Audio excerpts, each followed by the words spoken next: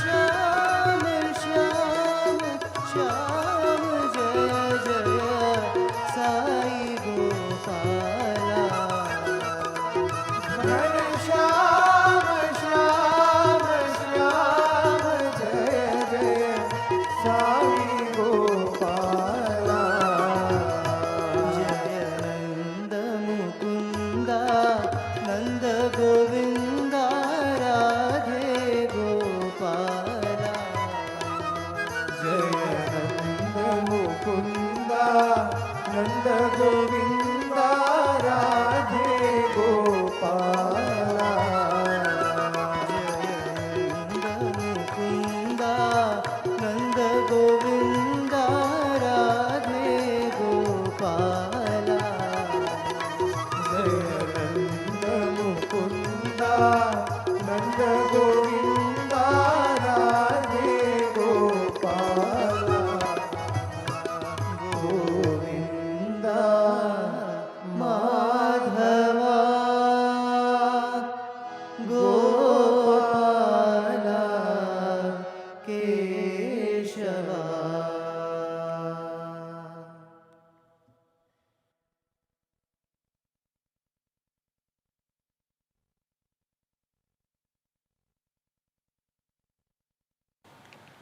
Offering our reverential pranams to our Master, the eternal source of our strength and inspiration, Bhagwan Shri Sathya Sai Baba. Our love and deep gratitude to Sadguru Shri Madhusudan Sai, who is today embodying the same eternal spirit of the highest consciousness. Respected elders and guests, teachers, patrons and partners of the Each One Educate One Trust, fellow alumni, brothers and sisters, Sai Ram and a very good morning. Welcome to Sai Spoorthi 2025, the annual convention of the Children of Sai alumni body.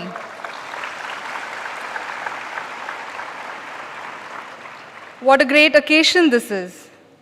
An occasion that brings together hearts, memories, and a renewed purpose today. Today, Sai Spoorthi is not just a gathering, it is truly a homecoming.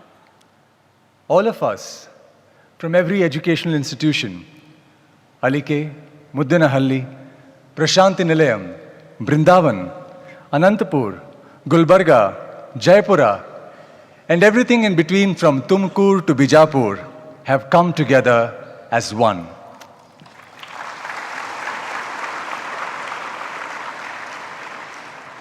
What a rare blessing it is to see so many generations of Sai students bound by the same love, the same values, the same master. There's a special kind of joy in once again coming together under the divine umbrella. The feeling is beyond nostalgia. It is camaraderie. It is brotherhood. It is a reminder that though time moves on, the bond remains unchanged. And what makes this moment even more sacred is that one among us who walked the path laid by Bhagwan and went further, transforming Spoorthi from Sai to becoming Sai himself, is now showing us what it means to truly live and breathe Swami's message. As Bhagwan said, to know me is to become me, and in Sadguru, we see that truth come alive.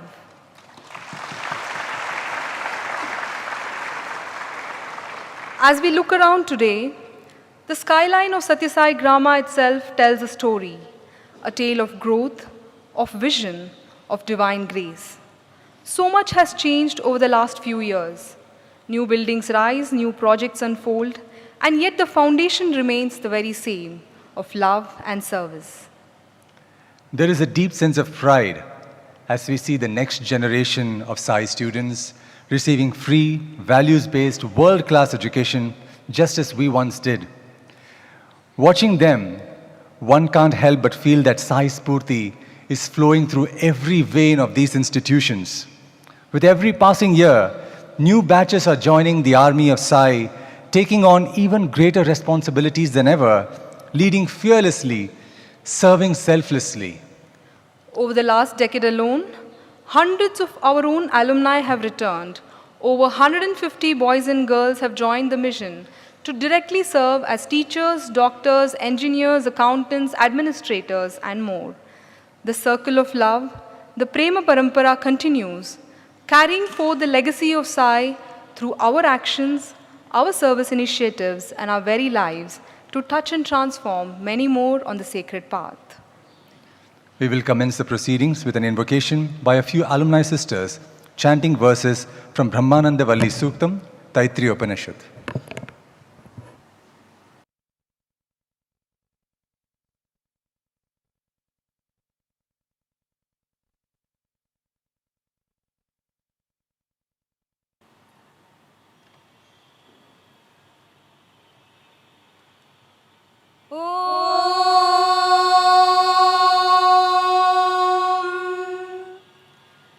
श्रीगुरुभ्यो नमः हरिः ॐ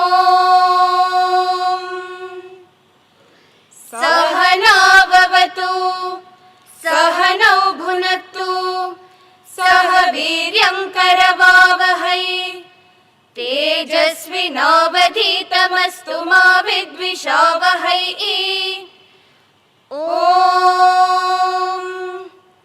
शान्ति शान्ति शान्तिः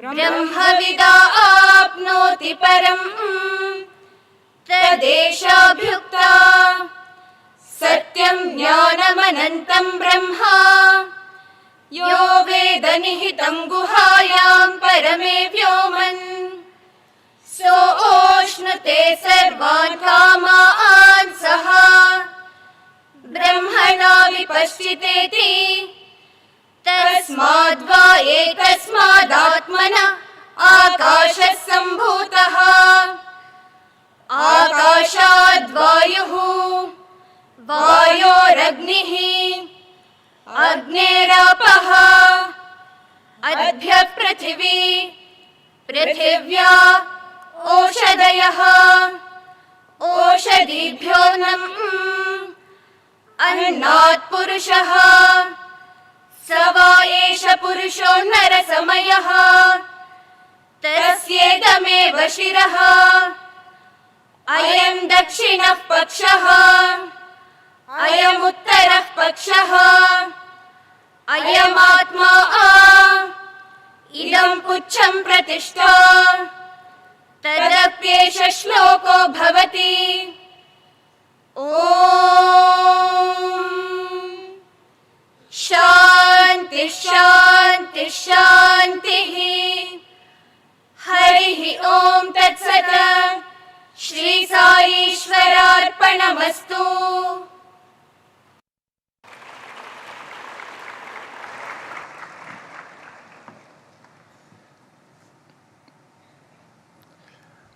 The Each One Educate One program is the flagship initiative of Children for Sai. The priceless gift of values-based education that we received is what has molded and shaped us to become what we are. And therefore, through the Even program, we endeavor to pass on this gift to many more of our younger brothers and sisters. Today, the Each One Educate One Foundation, along with its partner trust, the Prashanti Bal Mandira Trust, enables the functioning of 23 schools in Karnataka, Telangana, and Tamil Nadu, and 4 university campuses, including a medical college. Over 3,000 students are enrolled in these institutions. Not only are they receiving free education, but their lives and the lives of their families are being transformed and uplifted. None of this would have been possible without the support of our patrons and partners.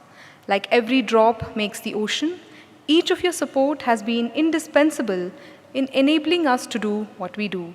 We thank you for your presence here today on this very momentous occasion.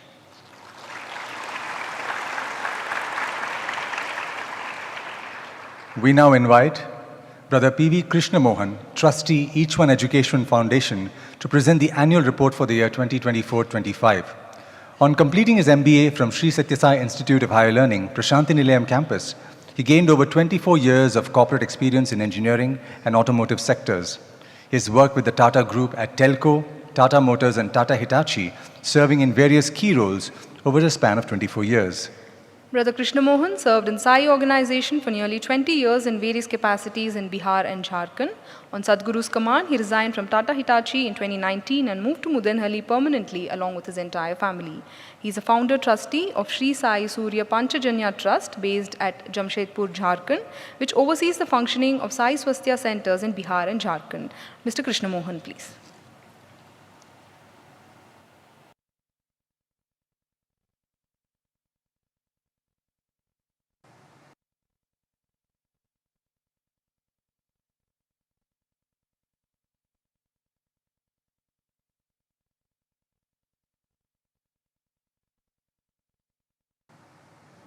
Om Shri Sai Ram. Offering my humble salutations at Bhagwan's lotus feet and invoking the blessings of Sadguru, Sri Madhusudan Sai. I welcome all my alumni friends from my seniors, my juniors, to this momentous occasion of annual alumni meet. It's a great occasion that we come together on a day every year in the month of September, October. Last year it was on September 29 that we met, and Sadguru had given us a lot of guidance to us, and now we present the report of how it happened last year, how we fared last year, and the challenges that we faced, all that we will discuss in today's presentation. My presentation today is divided into two parts, because today we are celebrating the annual day of Each One Educate One Foundation annual day and also the annual alumni meet. There are two parts to this. Each One Educate One Foundation takes care of the OPEX, operational costs, support of all the educational institutions, all the students who are studying in our educational campuses. That is Each One Educate One Foundation's main core area of work. And we also have, let me share it with you that all the trustees and all the people working in Each One Educate One Foundation are all alumni of Sathya Sai institutions. So, without the alumni, Each One Educate One Foundation, its great support is the alumni themselves. So, we will be dividing my presentation will be divided into two parts. One on the Each One Educate One Foundation's journey last year, and then the next part is the alumni themselves. So the first part will be focused mainly to the current students who are present here today, because they will be the future alumni of these institutions. And the second part is addressed to the alumni who have come from all over the country, and a few of them will be joining live on Zoom as well in some time now. It's a great pleasure and honor to present the annual report before the founder himself.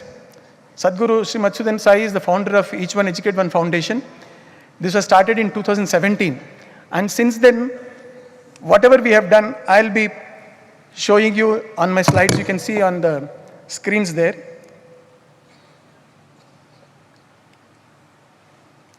So this is an Sai alumni-driven initiative.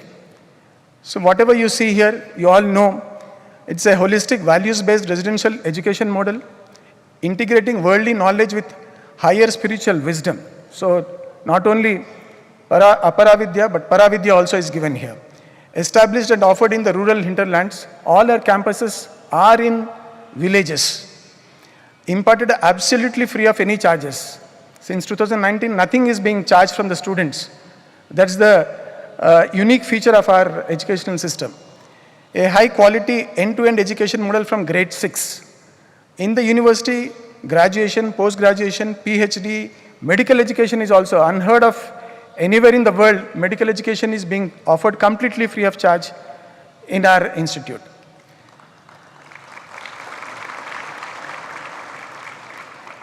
This slide shows you the progress. Like, we actually take children from the rural and empower them through education right from 6th standard till the university. So what are the courses offered there? All is given here in the university, the UG, PG, along with sports curriculum, music, fine arts, agricultural sciences, vocational training, all are some of the unique features of our education system. So it is an end-to-end, right from higher primary to the university. Education, it's all completely given free of charge. This is for the current students. We have in fact, three educational programs that we run. One is called the Each One Educate One program. This is for the school students from 6th standard till 12th standard.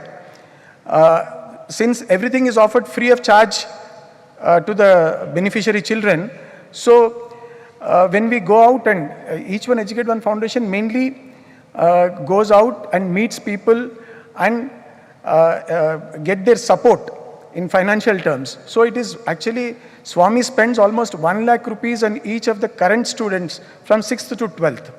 And it is all divided into almost 8, like their education, tuition fees, food, clothes, maintenance, travel, all that is given here. So Swami spends 1 lakh of rupees on each student in the school. And similarly in the university, it is 2.5 lakhs per student. Because in the university it is UGC scales, professors, assistant professors, all those highly paid people are there in our university. So it is 2.5 lakhs for UG, PG, PhD and all. And for the medical education, though it is 8 lakhs here, but Swami spends much more than 8 lakhs. It could be double this. But for the corporate world, when we pitch, we thought we will pitch at a lower so that they can actually take it. So 8 lakh rupees is the cost of one medical student's education in our university, which includes everything. And in nursing, allied health sciences, it is 2 lakh rupees per year per student. So these are the educare programs that we run as part of Each One Educate One Foundation. Last year, this is a slide which will show you a lot of figures are there. But this is the growth of Each One Educate One Foundation since inception from 2017 till last year, 24-25. Growth means it is actually the contributions that we got from different sources, like corporates, individual donors. Many of them are sitting here with us. They will be felicitated today. And also our alumni and also corporate matching contributions are there. So all that is the growth that we are showing here. So we are not showing the numbers here, only the growth here is being shown. But this growth, normally in a corporate world, what happens is when you show this figure, a 30-35% growth in corporate world is a very commendable achievement and it is celebrated in a very, very big way in a corporate world. But here you can mark, there are 3 years in which we have grown more than 50%. In 2018-19, 19-20 and 22-23, we have grown by more than 50%. And in other years, except in 2021, which is a COVID year, we grew only by 2%. Nations that are supporting through many devotees, every country has their own foundation which supports the Each One Educate One Foundation, right from Canada, USA, Europe, Russia, everywhere. So there are, last year we had 754 participants, out of which 690 are individuals and 64 corporates have supported us. So without their support, this wouldn't have been possible. So a big clap to all the devotees and the corporates who are supporting us. So currently we have almost 863 even family. And the number of people in the even organization who are running, actually, this is less than 10. Only 10 people in the even foundation runs the entire thing. And a big clap to the even team. Yeah, we have already given once, no? Yeah. So the last year, out of 1,850 school students, that is from 6th to 12th, we could cover 1,283 students completely. And in the higher education, that is in the university, out of 320, we have covered 262. And in the medical education, we are way behind. Out of 230, only 40, including the nursing and allied health sciences, MBBS and all that, only 40 we could cover. So there's a huge gap to be covered in medical education. So this is how the different categories of even donors look like. CSR contributes 74%, whopping 74% comes from the CSRs. And corporate matching contribution 1%, and individual donations, including the alumni, it comes to around 25%. So the big gap of 44% is there. So who fills this gap? You are aware of the 3S, no? Our organization, I'm asking the students, 3S is what? So there is a 4S. In fact, that is the first S who actually fills up this 44%. Who is this? Sadguru himself. This 44% is actually, so, without his filling this, our education won't be complete. So he is doing the major work for us. All of us put together is 55%, and Swami alone is 45% there. So remember this figure. When we come, we'll come to this figure of 44% a little later when I speak to the alumni. Okay. And donor participation over the years, it is increasing. Of course, in the last 2 years, because of the TCSW 10K run, we have a lot of micro donations from individuals that have come up. But otherwise, the corporates, if you see, corporates have improved from 4 in 2018-19 to 64 today. 64 today. That's a great jump in the corporate contributions. How can the students help the Even Foundation? As student community here, first and foremost, eliminate waste as far as possible in all walks of life. Waste not, complete the, waste not, want not. So if we can reduce the expenses, reduce the wastage, it would help the organization Swami to a large extent. I'm talking of students, your food, your clothes, your books, whatever, please use them because somebody else is sponsoring or contributing to all this. Tell your parents to spread the mission message and become even volunteers.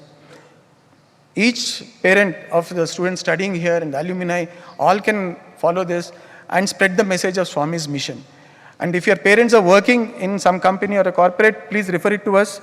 Your friends, relatives, somebody is working in some corporate, please refer such cases to us and we will take it forward. So you don't need to do anything, you just have to give a reference saying that, because corporates work, if somebody refers, corporates give an easy entry for us. Otherwise, going and knocking on doors is a difficult thing. So your support is required in this. So the future, impacting the future. So this is your performance. Because of Each One Educate One Foundation support, a lot of you could get distinctions in school. Almost 235 or 55 students have got distinction, and 927 first class still in the school, in the university, all this. So a big claps to all the students who have got this distinction and all.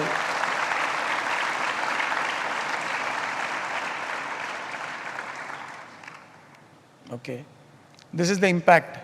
I don't think any other university offers so many varieties of courses. The opportunities available are digital literacy, STEM education, performing arts, Vedic studies, medical education, skill development, physical education, all variety of subjects. Even if there is one student, two students also, Swami compassionately allows them to, so we'll have to hire so many teachers for those specialists, and then somehow, because Swami wants to give wings to your dreams. So he will never deny anything. He says, even if one student is there, let's start a course. So that's how it is. The impact in numbers is there. Till now, almost 20,000 students have passed out of this in various forms, boys and girls. 560 beneficiaries in the university and 926 girl beneficiaries from the university. All these numbers are there. Okay. So this is the impact that we are creating. You are all our ambassadors, the students, current students who are passing out will be the ambassadors and to make a great impact in the outside world. So for this year, 25-26, FY26, we have almost 60 crores as our target. So 36 crores will come from, is what we are hoping and praying. It comes from CSR corporates and 10.8 from domestic donations, alumni, devotees, individual donors, and 13.2 from overseas is what we are expecting. all the foundations in all the countries is what we plan to raise this. And we pray to Swami to bless us all so that we can achieve these targets.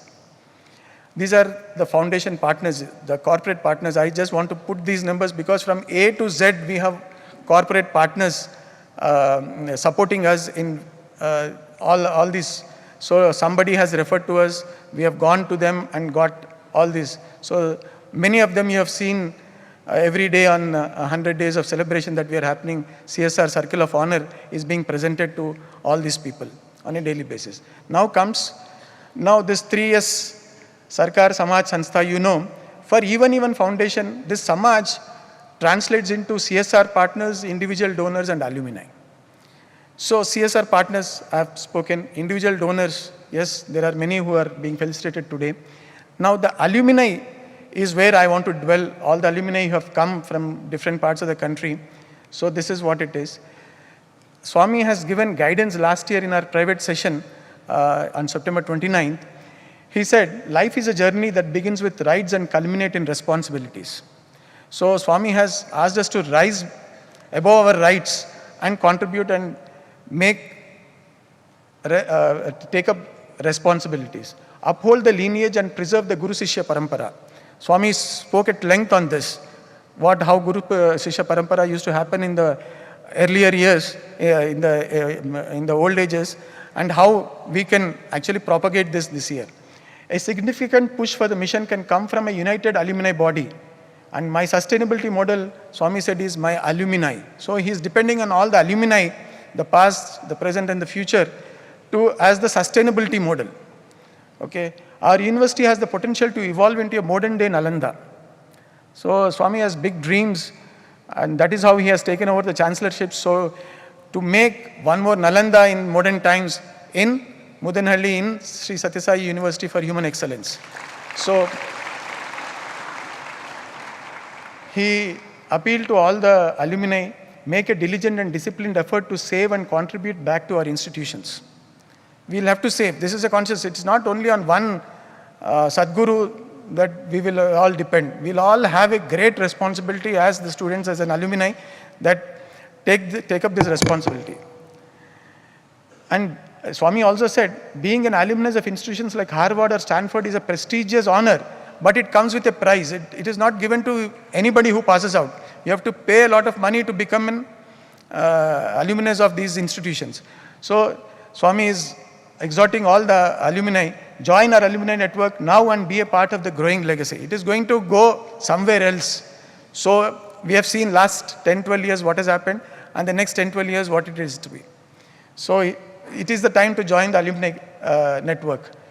So this is the alumni responsibilities. I've just put them in things. So the best thing for alumni is to join the Even Foundation, become our ambassadors, become our spokesperson in wherever you are, and become a global platform for this. Okay. And Guru Dakshina is the ancient sustainability model. Swami spoke about this Guru Shishya Parampara. So Guru Dakshina is the ancient sustainability model. Swami said, Anna Panecha Sarvada. This is how the ancient Gurukulas used to pray. Anna Panecha Sarvada and Yesho Janesena Swaha. So if we have to keep these children for ages to come, sustain this model, alumni and are the sustainability model for this. Swami has said in so many words. So let's make it happen. Alumni chapters. This is what I want to dwell a little more on this. Swami said, the vision is to have a 10,000 plus strong alumni body inspired by love and service. Just as alumni for Harvard, Swami wants our thing as children for Sathya Sai and take this mission forward. And he said, my sustainability model is my alumni. The purpose is to ensure Guru Sishya Parampara continues with strength. So 10,000 alumni, one family, one mission and one family. That is the slogan. So how can you help us, alumni? Relationship building. So provide platform for alumni to connect with each other, fostering professional and personal networks. So we can all join the network and support the alma mater through contribution in scholarships, student mentorship, fundraising, promoting institutional initiatives. Community engagement, organize cultural, professional and seva activities and engage both alumni and the larger community in your areas. Legacy and brand building, act as ambassadors by showcasing alumni achievements and strengthening the brand image of the alma mater. So these are all doable. All alumni in all universities does this. We need to organize and make it happen. And our university, Modern Day Nalanda, yes, we have such a great ideal of Atmano Mokshardham, Jagat Hitaicha, and Yoga Karmashu Kaushalam as our mottos. So I'm sure in the very near future, we will become the Modern Day Nalanda. So Swami said, education without Swami said, education without borders and knowledge for all. This is what Swami said last year. Okay, paying back to our alma mater. This is what I want to exhort all the alumni community who have come and who are watching live. Yeah, offer your hours to mentor, guide and inspire the next generation. Swami spoke about 5 T's, time, talent. Share your expertise to elevate learning and innovation. Ties, connect the institute to industry, opportunity and global networks. Wherever you are, please connect each one educative foundation to your industry or wherever global networks are there. Testimony, speak proudly of your journey and the role of your alma mater. Your story is the institute's legacy in motion. Each one of you can become an ambassador and go out and say what you have learned here in this institution and become an ambassador. And finally, treasure, support scholarships, infrastructure, etc. with financial contributions. So this is incumbent on each of the alumni friends who are sitting here. Every rupee invested in the right kind of education returns as impact multiplied. So this is what it is. And then I've spoken about being an alumnus of Harvard and Stanford's and all. Swami said that this. So to connect this, we have what is called 1S app. Currently around 1,000 students are there in this 1S app. So let's all make an effort to reach out to our batchmates, our juniors, seniors, in whichever institution you studied, whenever you studied, to subscribe on 1S app, and let's make it a 10,000 alumni registered on 1S app in the next 1 year. So we can achieve what Sadguru has painstakingly said last year by coming together as one alumni community fearlessly.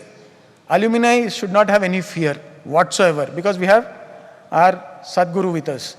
Live the dream of Sadguru passionately. He lives it passionately, whatever he does. So we also need to imbibe those qualities and work and dream like him passionately and partake in the mission selflessly.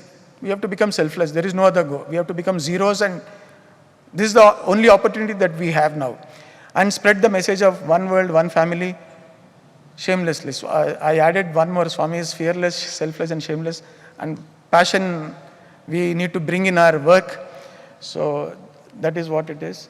And now is the time for alumni chapters launch. Swami, we request you to launch the alumni chapters in 10 countries. We have spoken to all of these alumni. They graciously accepted your call to become the chapter leads.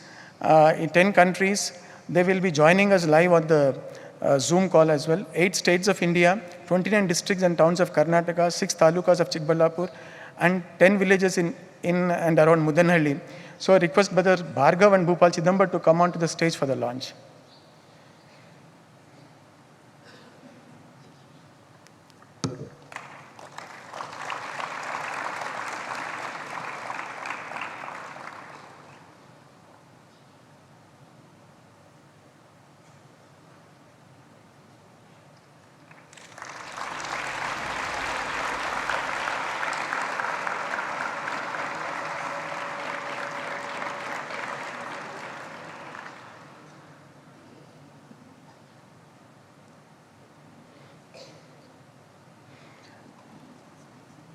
Those are chapter leads from different states and countries, and these are the people who have joined Swami from online, from various countries. They have joined at different times. Thank you, brothers, for joining live from wherever you are. Thank you so much at whatever time it is in your countries. Thank you. Yes.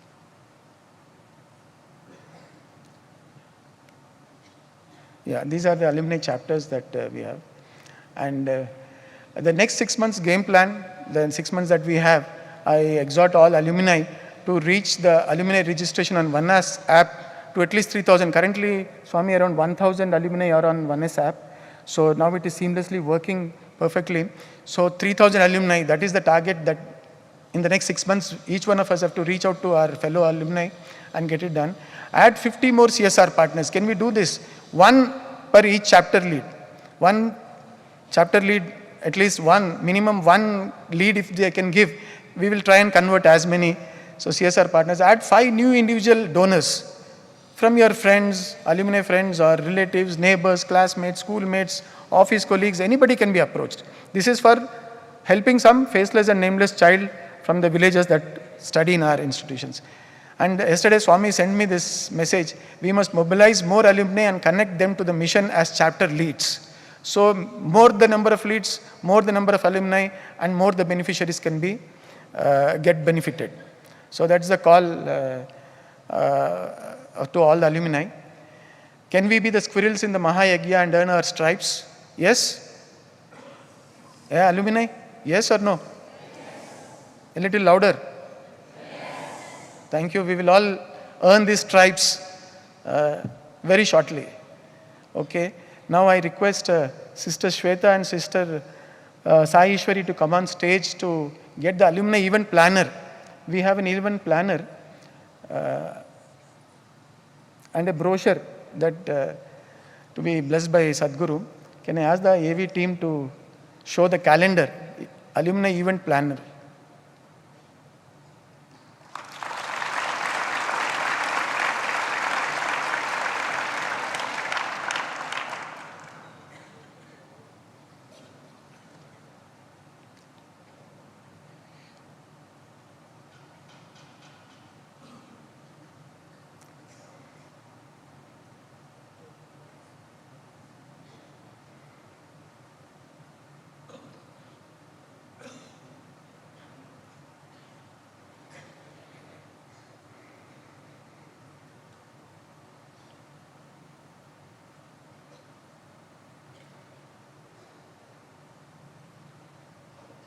So every month we are asking all our alumni chapter leads to conduct at least one alumni meeting or a seva activity or a spiritual activity in your places wherever you are there. Slowly it will, I'm sure with Swami's blessings, we will reach 10,000 alumni. And this is the pocket brochure that will be distributed. Swami has released it. It will be distributed to all alumni and all the devotees as well. So, request Sadguru to bless the chapter leads by blessing the goodie bags which will be distributed to all chapter leads.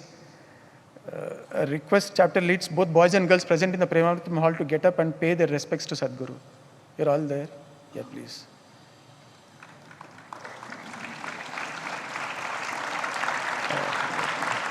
Where are the goodie bags at their back?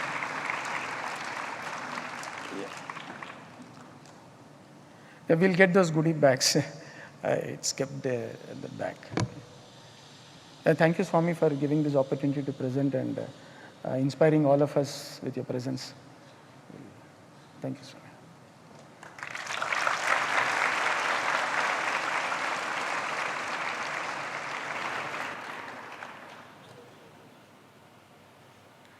Thank you, brother.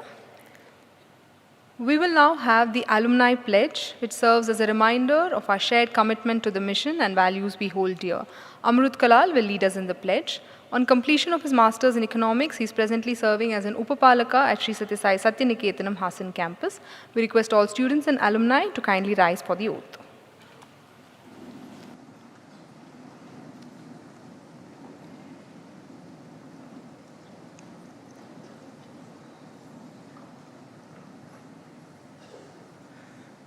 We, the children for Sai,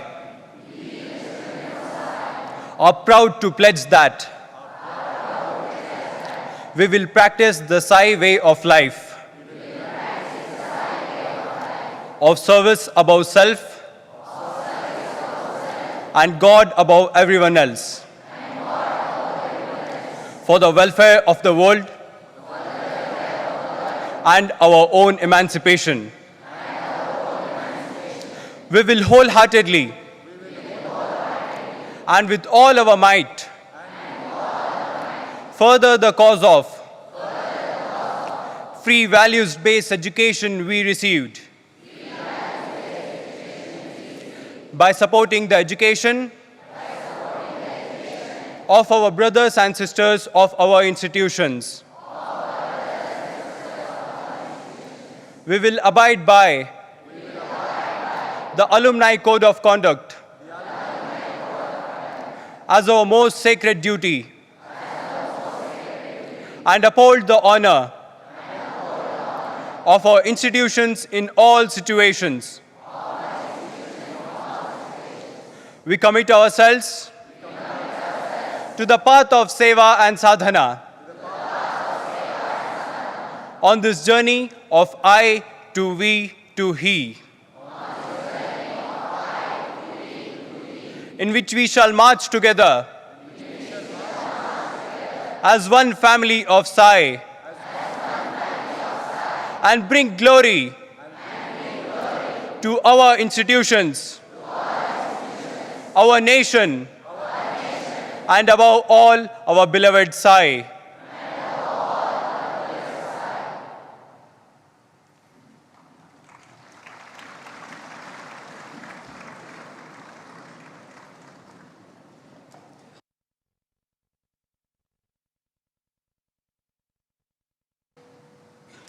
Thank you, Brother Amrut. This morning, we also have two of our alumni who will share their thoughts and insights and their learnings with us. Our first speaker is Ms. Myatar Priyanka. She began her schooling at Sri Sathya Sai Vidya Mandir, Hyderabad, where she completed her schooling. She pursued a higher secondary education at the Muddenahalli campus and went on to obtain her MSc in Mathematics from Sri Sathya Sai University for Human Excellence. She's currently serving as a faculty at the Kondapaka campus, dedicated to carrying forward the journey of learning and selfless service as part of the Sri Sathya Sai educational mission. Sister Priyanka.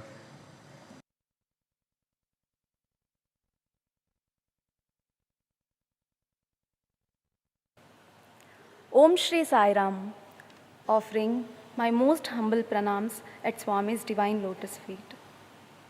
Respected elders, dear brothers, sisters, alumni, a loving Sai Ram to all of you. Each one of us seated here has a beautiful story to share as to how Swami has lovingly taken us into his fold.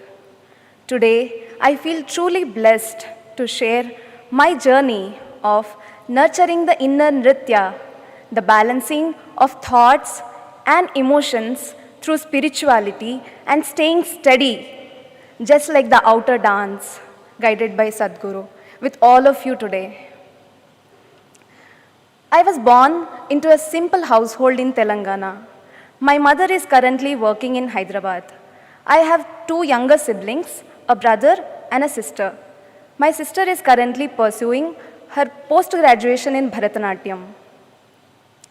Though I was the sole breadwinner of my mother was the sole breadwinner of the family back then, I never once regretted for being born into such family with financial struggles.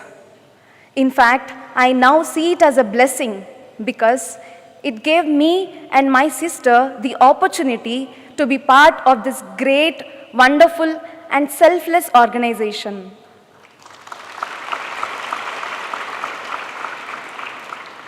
I am very grateful for this chance to study here and serve as well, which is enabling me to shoulder the responsibilities of the family along with my mother. Having a father who was an alcoholic and constant fights during my childhood, I always longed for peace, strength, and direction in life. That is when I have been introduced to Swami's school in Hyderabad. But I felt my prayers were answered when Swami took me to his institution, Sri Sathya Sai Prashantaniketanam Nallakadralli campus, where I pursued my pre-university studies and later finished my MSc in Mathematics. After joining to these institutions, my love for Swami has grown in leaps and bounds. During Paravidya sessions, I have cultivated this habit of introspection. Each night, before going to bed, I would introspect on the day's events as well as my behavior, resolving not to repeat the same mistakes the following day. Because I understood that improper behavior arises from incorrect thoughts, emotions, and company. Over time, this practice has become an inseparable part of my life, to the extent that I started introspection immediately after the situations occurred. After Paravidya Shibira, I was appointed as an intern in Kondapaka campus. Around that time, I went home to see my father, who was suffering from a serious health issue. The next morning, as per my habit, I happened to pick message for the day. The message read, "Be bold and courageous." Immediately, I guessed what was going to happen. My mind was ready for it. And within a short span of time, we found my father was no more. Though this situation was overwhelming, Swami's grace helped us to sail through it. The practice of meditation and Paravidya has deeply strengthened me and gave me the courage to face it all. Swami, it was you who was there with us, and till today, it is you who is taking care of the entire family. Thank you, Swami, for being my strength and support. After the completion of my studies, last year, I was placed as mathematics faculty for grade 12 students in Kondapaka campus. Everything was going smoothly. However, I had little fear in my mind about my capabilities because I was new to the teaching field. A few days just before the end of the academic year, the syllabus was still pending and some topics were little difficult for the students to understand. This required an extra effort and preparation from my end, which created pressure and tension. That's it. My mind started playing tricks on me. I became very restless. I started feeling very low, and gradually my patience and peace of mind was lost. I even thought I should give up teaching because I felt there was the problem in the way I was teaching. Then I started exploring other areas of work. A question suddenly arose. What if I didn't like the other work either? What would I do then? Unfortunately, I couldn't find any answers. Last month, when Swami started Ashtavakra Gita, a shloka touched me deeply, which says, "In me, the infinite ocean of consciousness, the boat of the world drifts here and there, driven by the winds of the mind, yet I remain unaffected and without impatience." I went back and contemplated on this particular shloka. Then I realized, why should we even get affected by what life throws at us? This shloka, after the contemplation, has erased the self-doubt which arose in me. Now I teach with confidence, more clarity and commitment.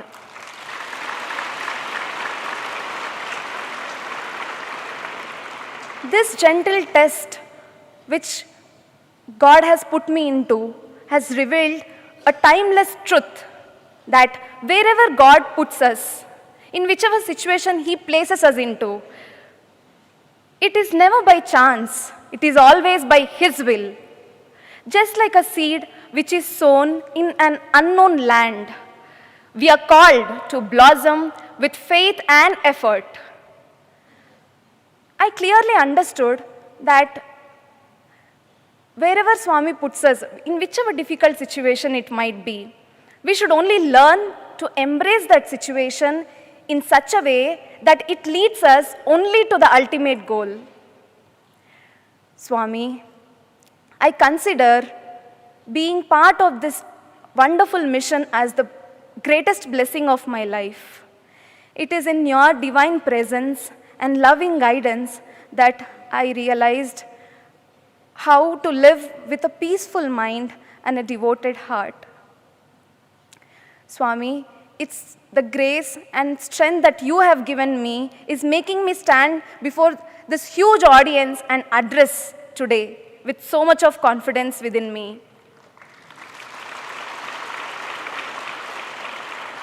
This institution has instilled in me the courage, confidence, and love for God. Swami, I'm grateful for you for making this life meaningful, purposeful, and full of joy. Without you, my life would have been ordinary. But with you, every moment has become extraordinary, full of joy and fulfillment. On behalf of all the alumni, we pray to you to please help us not get distracted on this beautiful path of selfless love, selfless service, and spirituality. Thank you. Jai Sai Ram.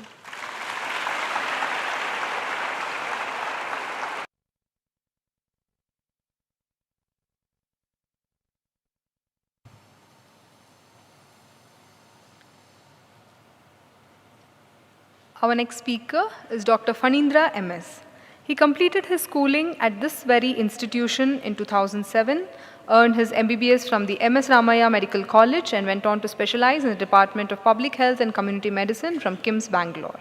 Dr. Phanindra has served in various impactful roles at both the national and international levels, including the World Health Organization and the Pradhan Mantri Surakshit Matritwa Abhiyan. He leads the Divine Mother and Child Health Program at Sri Madhusudan Sai Institute of Medical Sciences and Research, where he serves as an associate professor in community medicine. In addition to his academic and clinical responsibilities, Dr. Phanindra is also a trustee of the Each One Educate One Foundation, working towards transformative value-based education and healthcare for the underserved. Dr. Phanindra, please.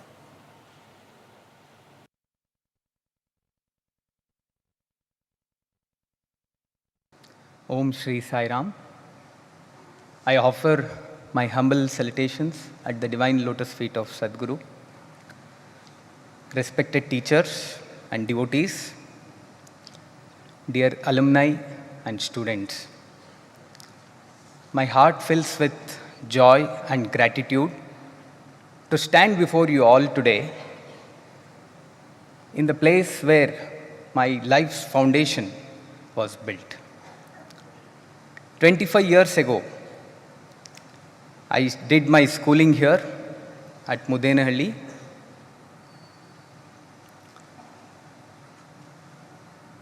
Then it was not just a school to me, it was a temple of learning where knowledge was imparted with love and values imbibed with care. Back then, when I was a little student, our beloved Warden Sir Ramurthy Sir would always say about Swami's proclamation that in the years to come, this place of Muddenahalli would be a Nanda Gokulam. And to all those who have not visited Muddenahalli, in the recent years, the Nanda Gokulam has manifested at Muddenahalli in the divine presence.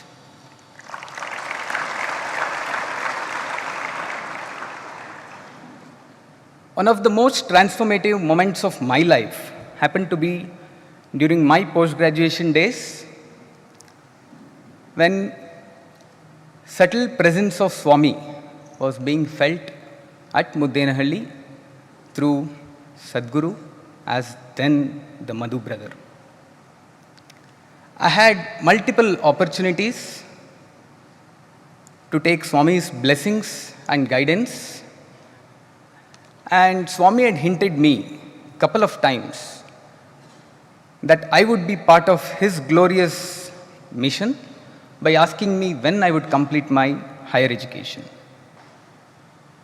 Nevertheless, when I completed my higher education, though I was very interested in being part of the mission, I was hesitant to ask for a salary from Swami.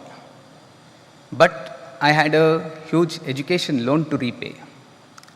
With this hesitation, I avoided him for nearly 3 to 4 months. Those days were one of the toughest days of my life. And I had to begin my career elsewhere in an NGO to coordinate a project for the state of Karnataka. As a part of this project, I happened to be in Chikbalapur on one fine day. My work was in the evening. As I got down at Chikbalapur, I met some strange person, a devotee, who identified me and said, "Oh, have you come here today to attend the medical program at Muddenahalli?" I hesitantly said yes. And then he took me along and got me here to the very same hall where it happened to be the 1st of September in 2017, the launch of Divine Mother and Child Health program across 9 countries. I managed to be seated somewhere far just to have Swami's darshan and not the vice versa. And soon after the inaugural session, Swami came down the stage right next to me. I had missed my breakfast that day and gulped the prasadam into my mouth. He stood right next to me and said, "This program is made for you. Join Divine Mother and Child Health program."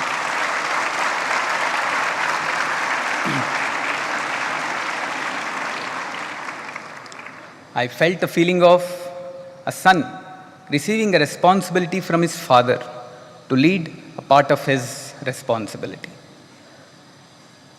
And then I was a witness to a similar experience 2 years ago after the medical college had started and the first batch of postgraduate students had joined at our Sri Madhusudan Sai Institute of Medical Sciences and Research.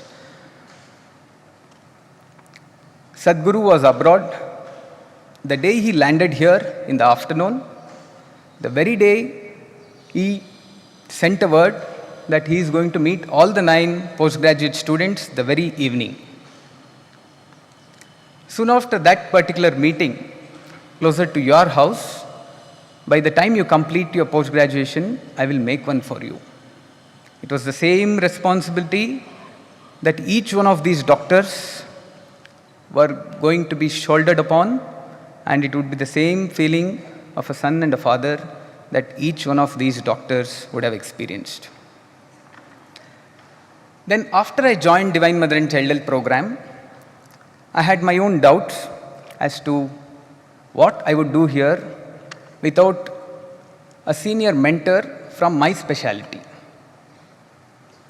Then there was only a medical center with a small clinic kind of a facility.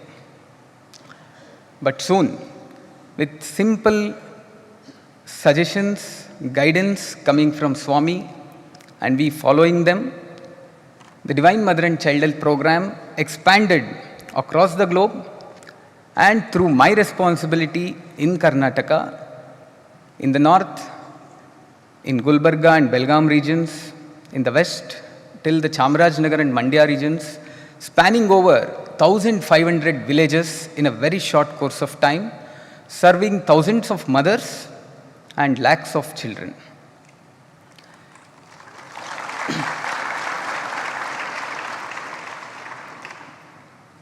Each one experience, each one camp, each one consultation that we did during this particular program had a very big and rich experience, a transformative story behind every patient.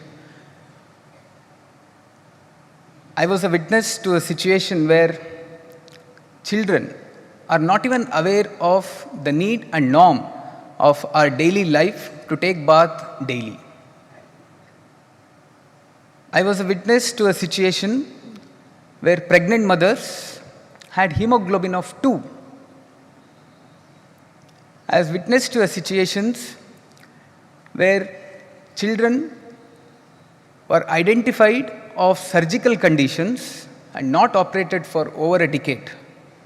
And these children, if left unattended for next 5 years, these small little tumors would turn cancerous and children would lose their lives.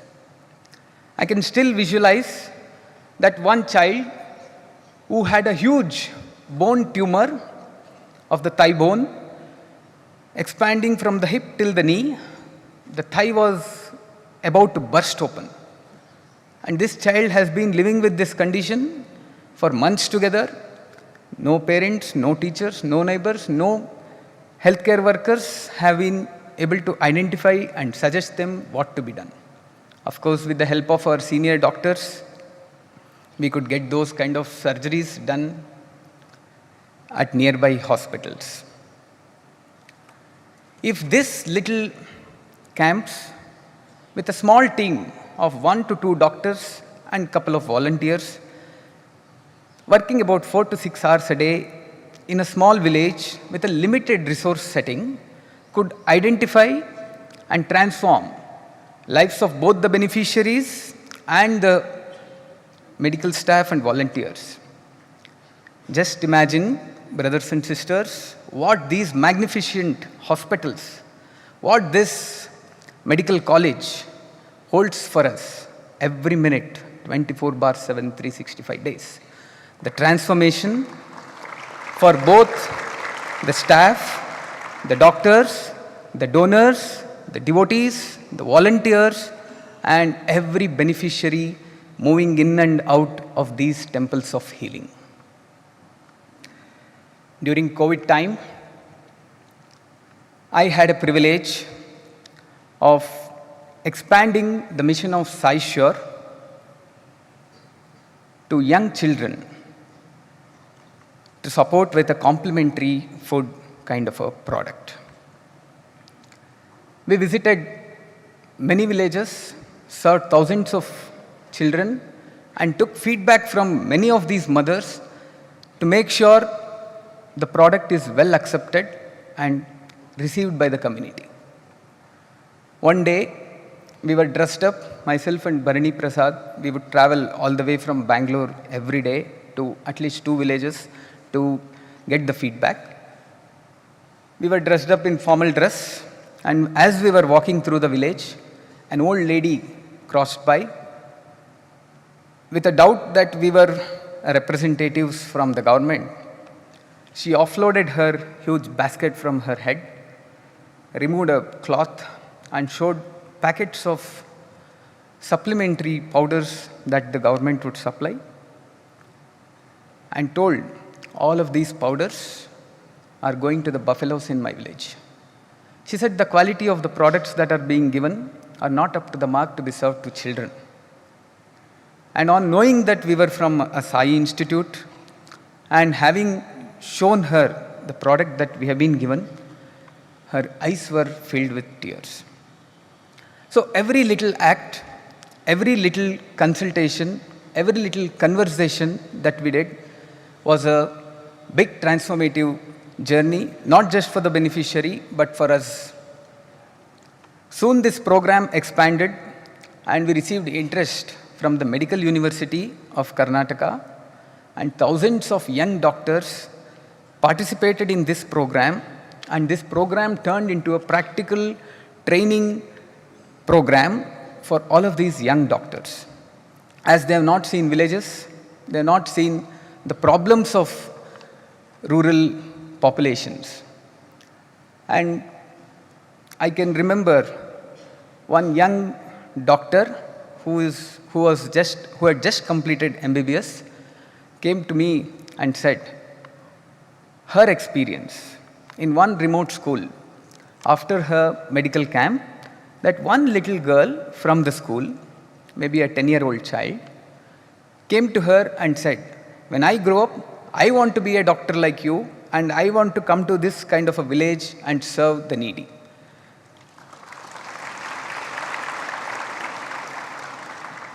So the program, I doubted what would I do without the guidance by specialists from my seniors. Soon turned into a experience and transformative journey, not just to me, not just to the beneficiaries, but to many people who were involved in the program. This program also became a huge platform for alumni, devotees, volunteers, NGOs to be part, because this became a collaborative platform where all of their goals could be achieved. And to all those who have so many doubts about how this is happening and how this is going to be sustained in the future, just like it happened in Treta Yuga or Dwapar Yuga, it's a divine will that continues the mission. And like how Sri Krishna called all the neighbors and gopikas to lift the mountain of Mandaragiri, though it was he who was lifting, all the gopikas came without a second thought and joined the mission as though they were also trying to lift the mountain. This is a similar situation that we are experiencing in this Kali Yuga, and the answer to all our questions is He and He alone.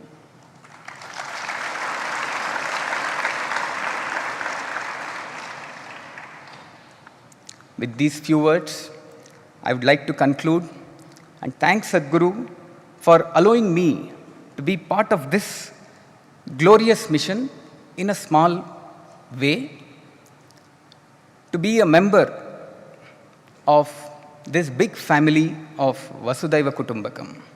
Thank you, Sai Ram.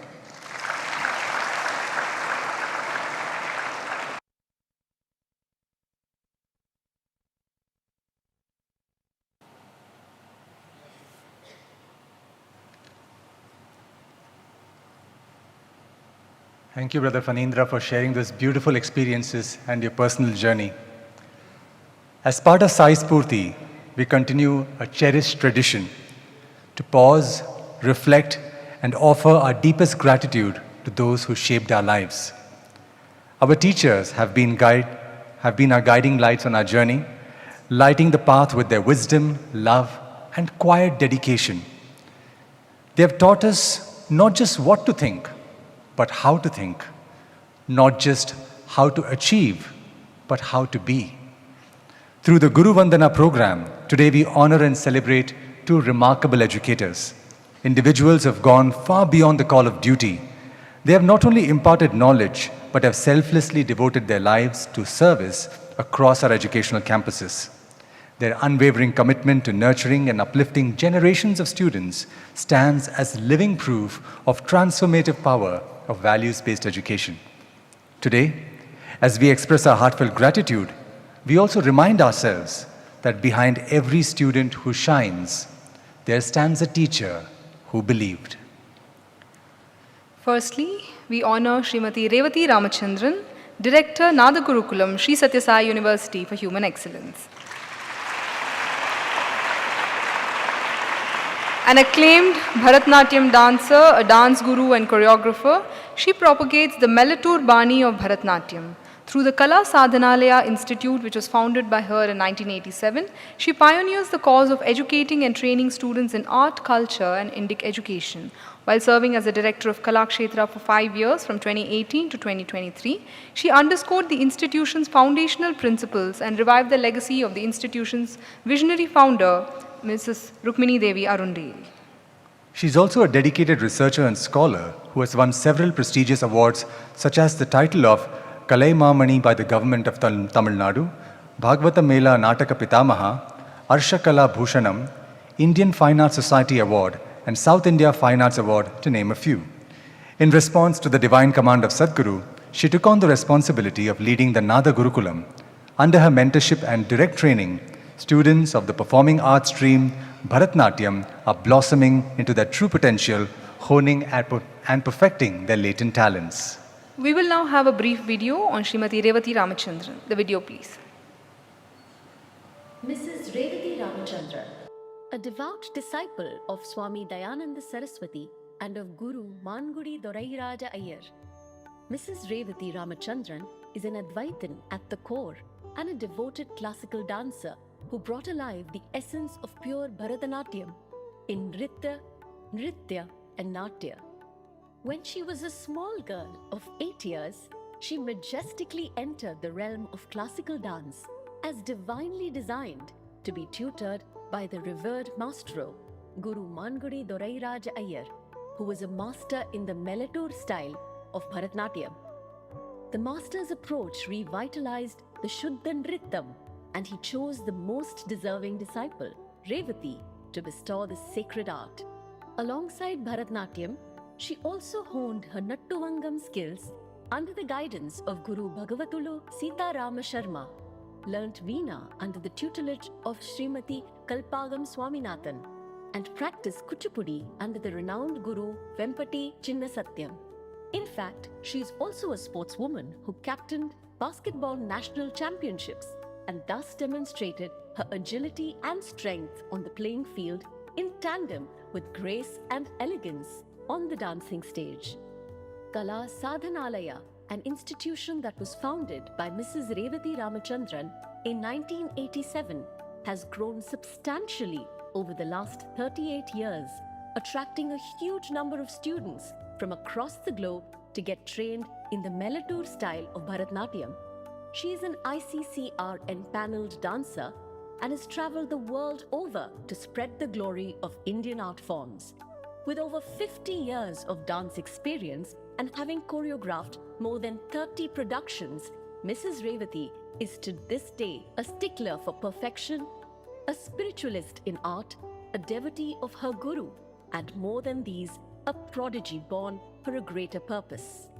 At the Nada Gurukulam in Sri Sathya Sai Grama, she serves as the director under the direct guidance of Sadguru Sri Madhusudan Sai, ready to take classical art forms to greater heights and deeper depths, so its glory lives on forever through generations after generations. May we please invite on stage Srimati Revati Ramachandran to receive this honor from Sadguru.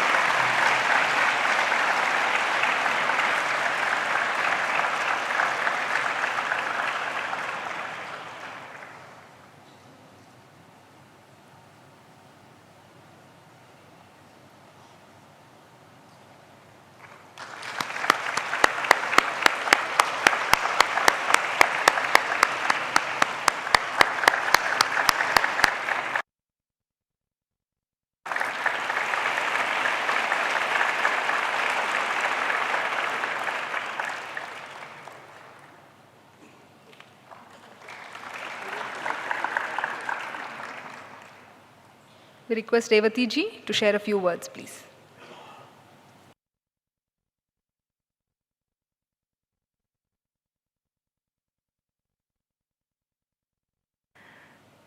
Sai Ram, Sri Sadguru Bhyo Namaha. I offer my pranams at the lotus feet of Sri Madhusudan Sai Swami and my dear brothers, sisters, students and staff. I don't know what I have done to have got this affection and blessing from Swami. I really thank him for having selected me. I feel like I've just started my service, and I hope that with his guidance that we would reach the heights that he is dreaming of about Nada Gurukulam. And it is not in my hands, it's his vision, and it's in the hands of all of the students, the staff who belong to Nada Gurukulam, who are the musicians and who have shaped like the culture of our country and who are going to shape the culture of our country, which is most important at the present time. You know, like just as how every field is important, and Swami always says that Nada and Veda are very dear to him, it's because it is this which gives the identity of our country. And I'm so happy that he has given me this unique opportunity to serve our very nation by serving the Nada Gurukulam here, because it is going to definitely be one of the points, one of the place where we're going to get a sample of what is culture, what is arts, what India stands for, what Bharat stands for. And at this very moment, I wish to also bring in the blessings of my Guru, Sri Mangudi Dorairaj Iyer, who was himself a sannyasi also. He was a sannyasi, he was, Jnanananda was his name, and he was an Advaitin, and it so happened that I went under the guidance of Pujya Swami Dayananda Saraswati and Pujya Swami Paramarthananda ji, and who had also been guiding me all the while. And now I've come under Swami, all of them working for the cause of Advaita, and it is indeed a blessing, I think, that Swami has been so affectionate to me. And I have to say at this moment that Dr. Padma Subramaniam was the one who also presided over my Arangetram in 1973 March. and it has been she who brought me here again to Swami. So I thank all the gurus, and I also wish to bring in the memory of my mother when I received this wonderful Guru Vandana award. And I thank my family for their support. But it is only with Swami's grace. As all of you know, that every person has three characters to them. That is a Bhokta quality, a Karta quality, and a Nyata quality. All the students who are alumni here and who have gathered here today have definitely been Bhoktas, experienced the spiritual value that this whole place gives, and they have been Nyatas by gaining in the knowledge, and now they've all come forward to be Kartas in the way that our founder has been showing the path to all of us. And it is his sincere effort and vision that is making each one of us work. I pray that this Spoorthi, this inspiration, keeps on working in all of us, and I pray for his blessings so that we can all do our best, and I could do what I can in order to help his vision come true. Thank you. Namaskaram.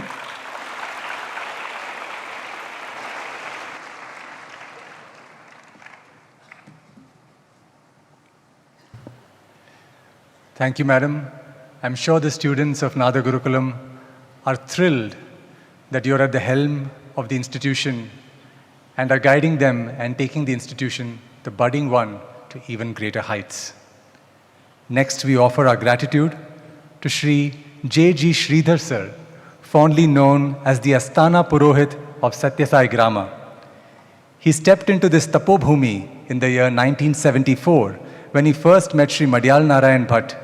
Since then, he has donned several roles such as maintaining accounts of the high school, overseeing financial documentation and ensuring compliance, teaching mathematics, Kannada, accounting, business studies, Vedas, and other fine arts to students. He has trained many students for competitions in yoga and chess. Sridhar sir performs the daily Abhishekam and Pujas at Sri Sathya Sai Premamrutham and organizes various pujas and ceremonies in the campus. He continues to train students across the Sri Sathya Sai Lok Seva Gurukulam campuses in Vedas, Bhagavad Gita and Paravidya. We will now have a brief video on Sri J.G. Sridhar. Shri Sridhar J.G. Shri Sridhar's simplicity, cheerfulness, sincerity and dedication are an inspiration for the young and old alike. With over 30 years of teaching experience in subjects such as mathematics, Kannada, accountancy and business studies at the Sri Sathya Sai Lokaseva institutions, Shri Sridhar did not have a teacher for himself due to the unaffordability to pursue regular education, and hence did distance education and completed his degree in BCom and postgraduate studies in MCom and MA Economics. His life that began in a simple remote village that housed only 2 families amidst thick forests in the Shivamogga district of Karnataka was nurtured by the loving care of his mother and guided by the devotion of his father, and it traversed through severe financial hardships, teaching him the value of money, time, resources, and opportunities.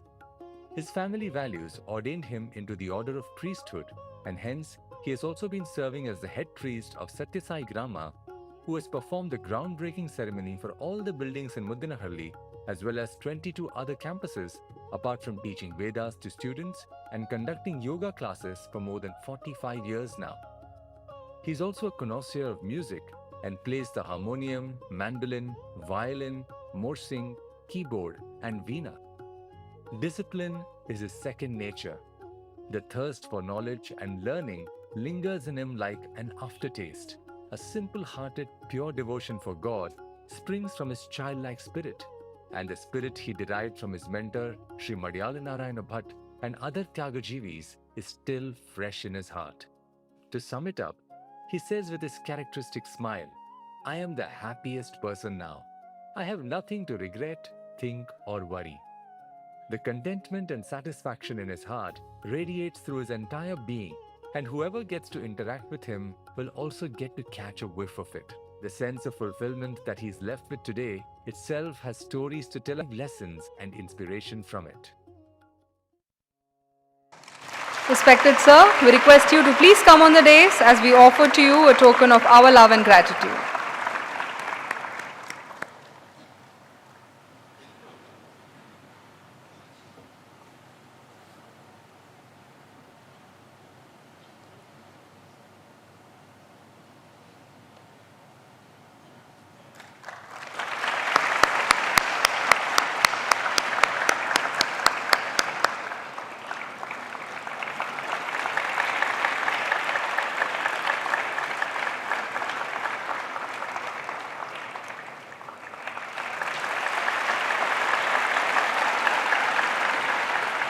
We request Sridhar sir to share a few words, please.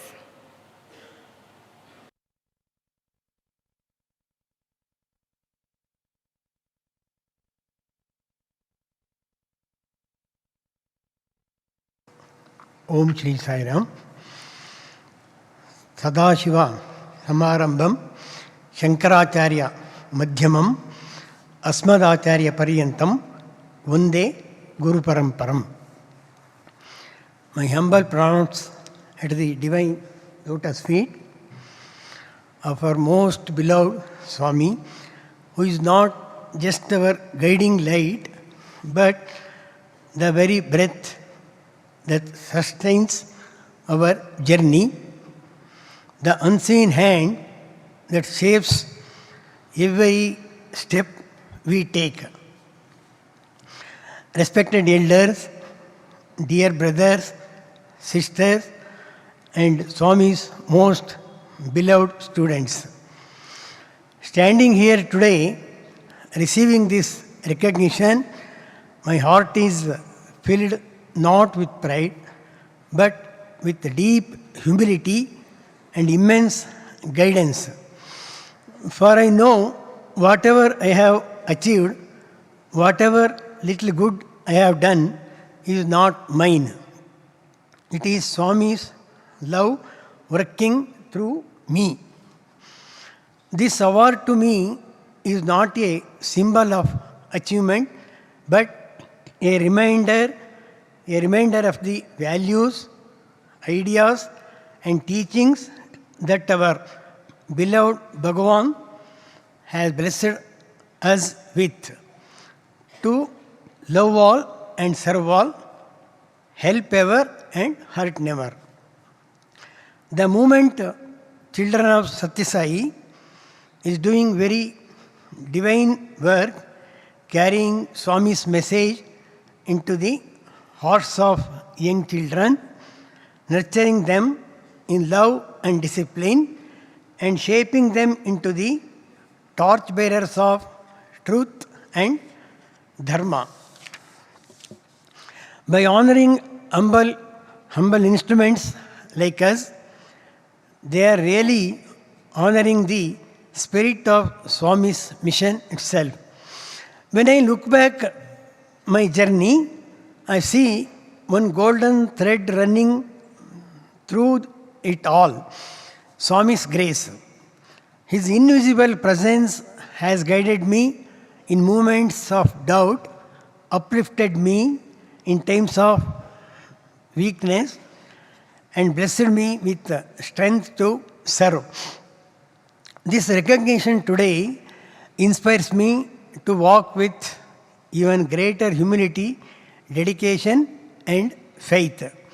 To me, my steps steady on the path of service, love, and selfless devotion, it reminds me that the best way to thank Swami is not thorough words, but by living his message each and every day. With a heart overflowing with gratitude, I once again offer my loving pranams at his lotus feet and thank the organizers, respected elders, and all of you, my brothers and sisters, for your constant love, support, and blessings.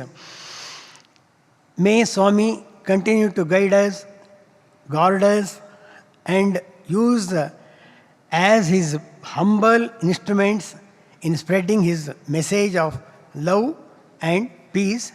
Let us all together pray. Samasta loka sukhino bhavantu. Jai Sai Ram. Thank you, sir, for your heartfelt words. Your humility and enthusiasm are truly infectious and inspiring to all of us. Next, we move on to recognizing illustrious alumni who have made significant contributions to society through their public service endeavors while embracing and upholding the ideals of spirituality and service. This year, we have 2 alumni receiving the Sri Sathya Sai Award for Alumni Excellence for their exceptional service to the One World, One Family mission in the verticals of education and healthcare. The first awardee is Sister Krishna Subhaga.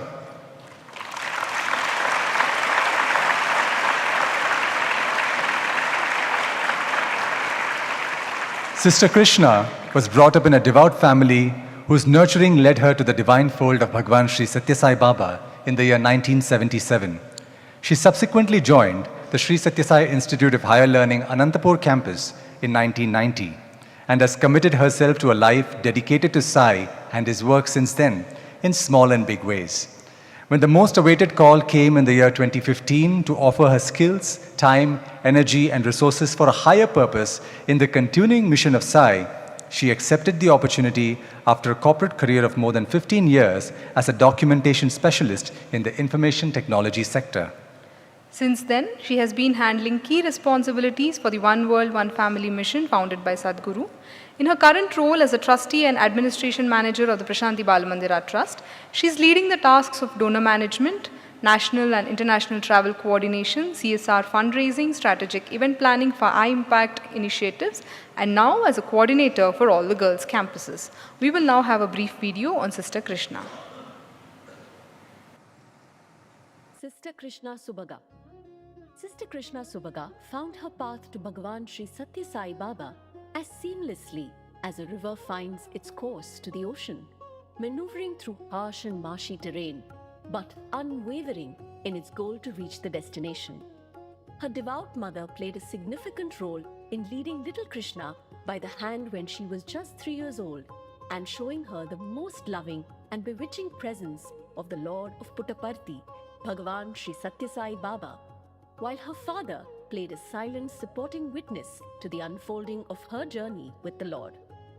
From her early years of human values education in the Sri Sathya Sai Baba's Bal Vikas movement to her joining the Sri Sathya Sai Institute of Higher Learning, Anantapur campus for grade 11 then, is by itself a story of intense love and longing for the Lord, the flavors of which the Lord savors the most. Needless to say, there was no turning back ever since then. This is how Bhagwan Sri Sathya Sai Baba entered her life and stole her heart, leaving place for none other than him. Swami and his work took the central part of her life, so much so that she spared no days off and holidays after a busy working week to serve at the Sri Sathya Sai Super Speciality Hospital at Whitefield and undertaking any service opportunity that came her way. Service before self became her way of life, and Sai became the very breath of her life. Years rolled by before the turning point of her life, sealing her life for Swami, and with Swami came by in 2014, when the Lord said, "My old girls have come," through the blessed instrumentation of Sri Madhusudan Sai at Muddenahalli. Just waiting with all her breath to come back to the Lord and serve him, she took to her new role in the administration office in the year 2015 as soon as the Lord commanded her to do so. Sister Krishna is the most available, ever-ready servant of the Lord and his devotees ever since then, handling multiple responsibilities and running like the shooting star, carrying out her tasks with utmost sincerity and agility. This is not all. Sister Krishna has today found her grounding in inner view and is taking to the path of self-realization as sincerely as she does anything else. Sadguru Sri Madhusudan Sai has played a significant role in her life for not just bringing back to her life the Lord Sri Sathya Sai Baba through his instrumentation, but also for being a true exemplar of Baba's message of love all, serve all, and a master who is leading all to the ultimate goal of life, which is to realize one's divine self. It is time to climb the spiritual ladder and not give up until one gets the high view. This is her goal next.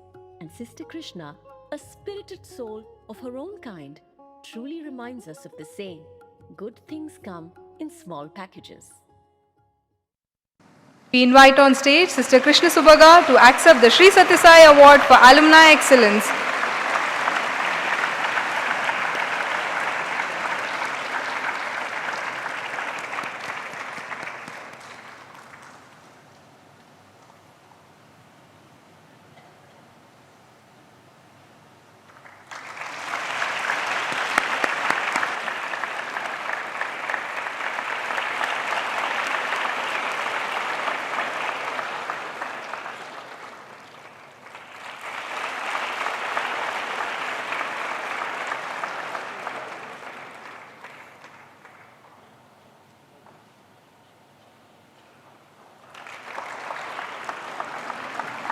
We request Sister Krishna to share a few words, please.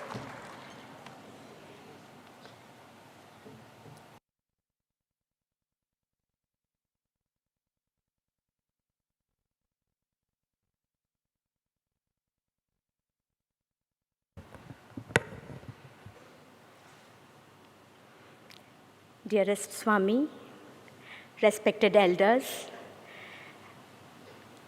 dear alumni, students, brothers and sisters.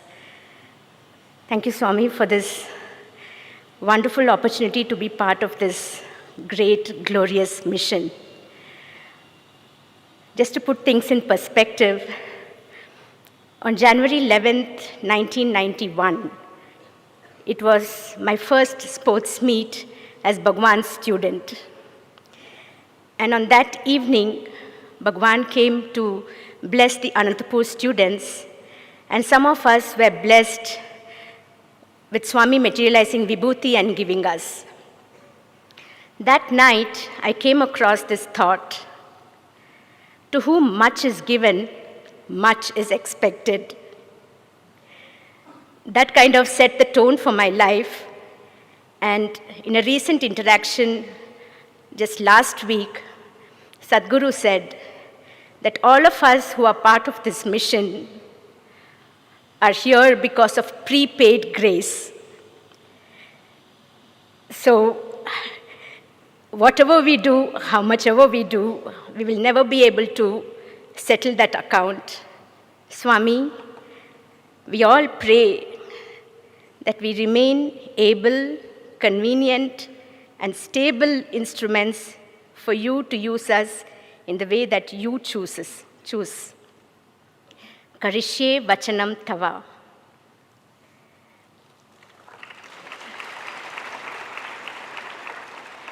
I'd just like to express my gratitude to my parents who showed me Bhagwan who then brought me to Sadguru, and Sadguru who is now taking us all on this path of self-realization.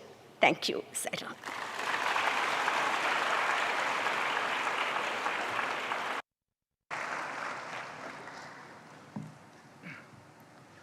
Thank you, Sister Krishna. You're truly an inspiration to all of us alumni.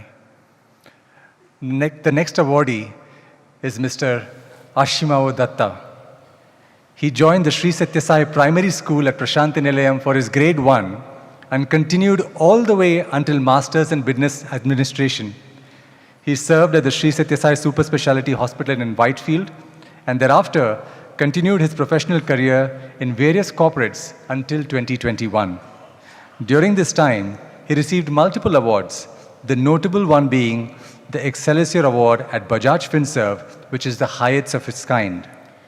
In August 2021, he joined the One World, One Family mission as the Chief Financial Officer of Sri Sathya Sai Sarla Memorial Hospital.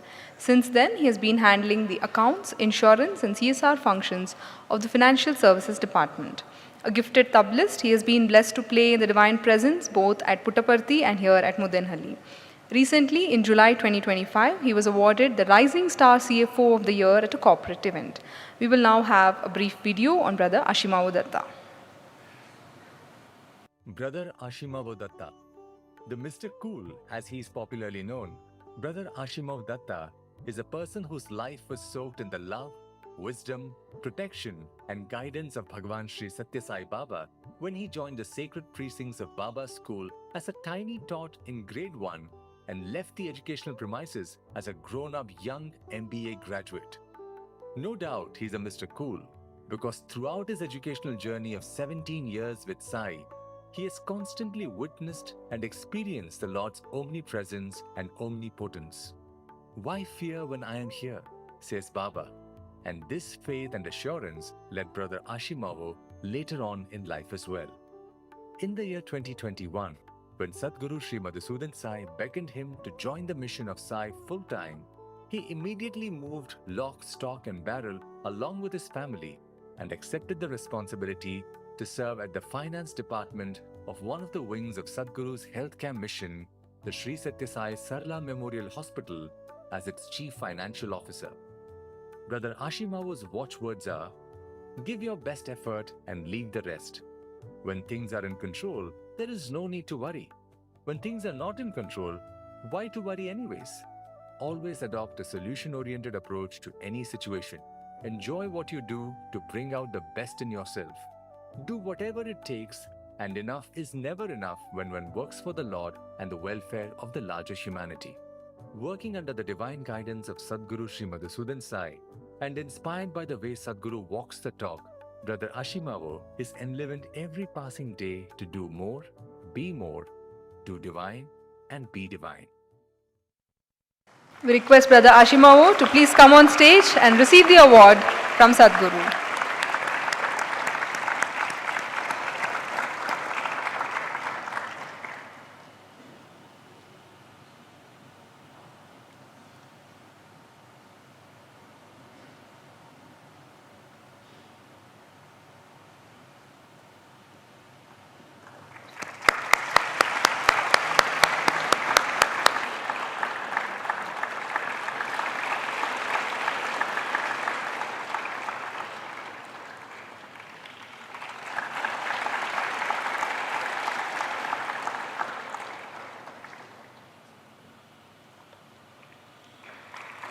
We request Brother Ashimavu to give his acceptance speech.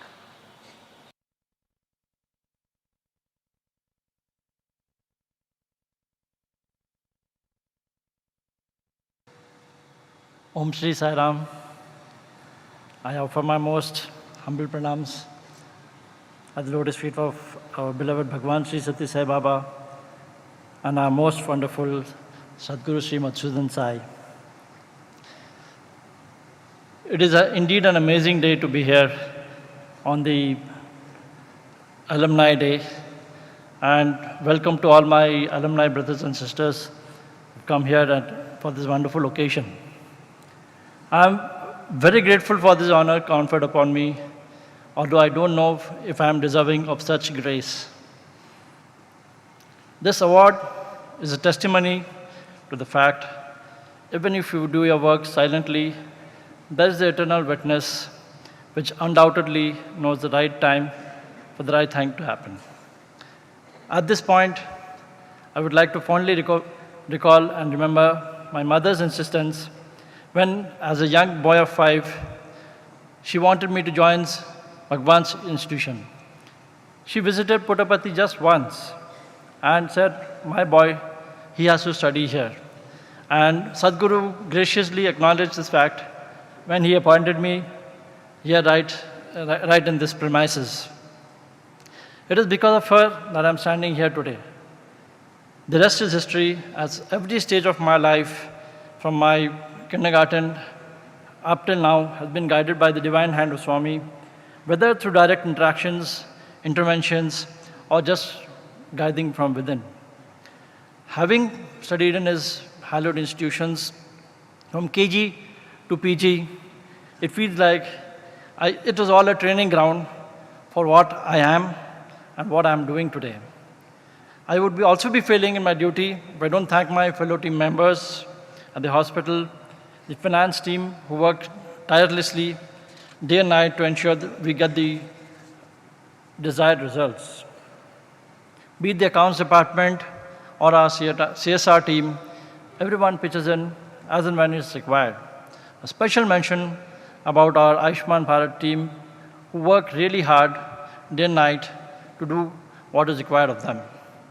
My heartfelt gratitude to Sadguru for all the inspiration that he provides and also the kind patience in such an ever so dynamic and expanding environment. Most importantly, what greater moment can there be to receive this blessing during the 100th birthday celebrations of our most beloved Bhagwan. As an alumnus and having been associated with Swami's institutions all my life, I'd like to share my experience for our current sisters and brothers, students, and also our alumni. Taking a period out of my life, I can assure you that you're really in the best environment to study, shine, and become what you want to, especially since we have our beloved Sadguru thinking about our welfare every single day. Even for our alumni, this is the place to achieve one's real potential, that I can assure you from my personal experience. Here, even a ram can batter their barriers and become Ram. From a lamb to a lamp, if you may, and not just to outshine others, but be a guiding light and delight others along the way. I once again thank Swami and our each one Educate One team for this special day, and needless to say, this adds further responsibility to live up to this festival. Pranams and Sairam to all of you. Thank you.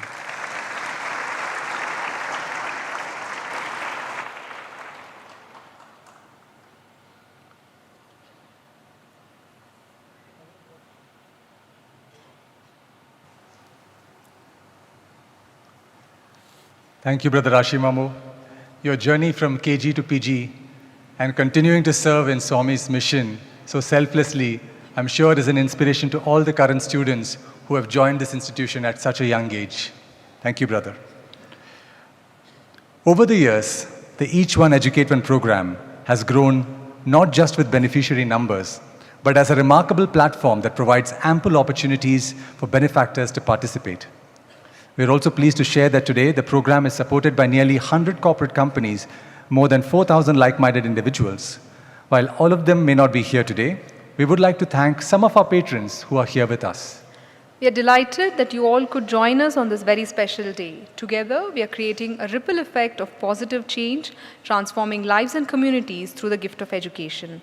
As we call out your names, we request you to please come on stage and accept our token of gratitude. First, we have Srimati A.S. Padmavati, a retired bank staff residing in Sathya Sai Grama. She has served as a Balvikas teacher for over 20 years.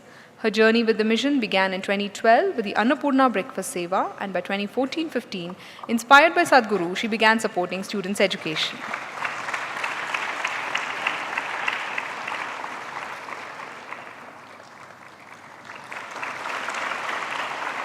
Next is Mrs. Atmakuri Sharada, a homemaker from Bangalore. She was introduced to E1 through the Guru Vikas program. What deeply inspires her is the opportunity to provide value-based education to children in need. She finds fulfillment in supporting the Sri Sathya Sai Gurukulam system, and even the smallest contribution towards this noble cause brings profound satisfaction and a sense of true purpose in life.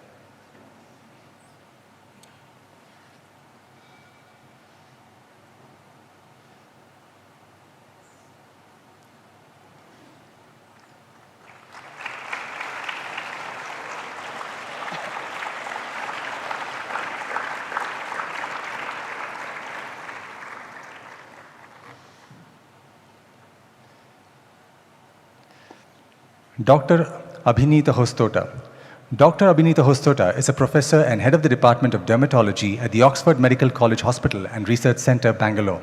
She and her family have been followers of Bhagwan since 1996 and have embraced service as a way of life. Dr. Abhinita continues her journey of seva with humility and gratitude.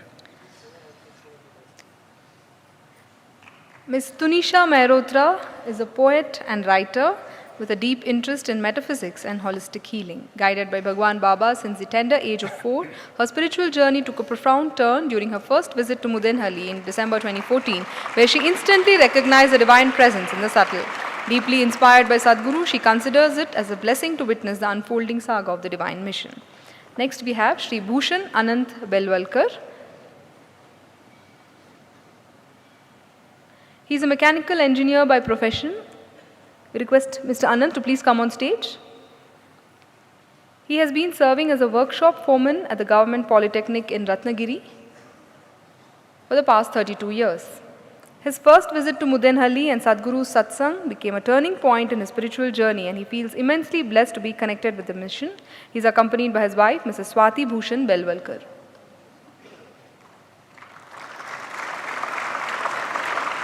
Next we have Sri C.H. Hari Prakash. Sri C.H. Hari Prakash, residing at Somashekarapuram, Nellore, is serving as an Assistant Administrative Officer with LIC of India. A long-time devotee, he has been inspired by the free, values-based and holistic Gurukulam education system. Learning about the Each One Educate One initiative, he was moved to support this noble cause. He is accompanied by his wife, Chamarthi Yashoda Devi.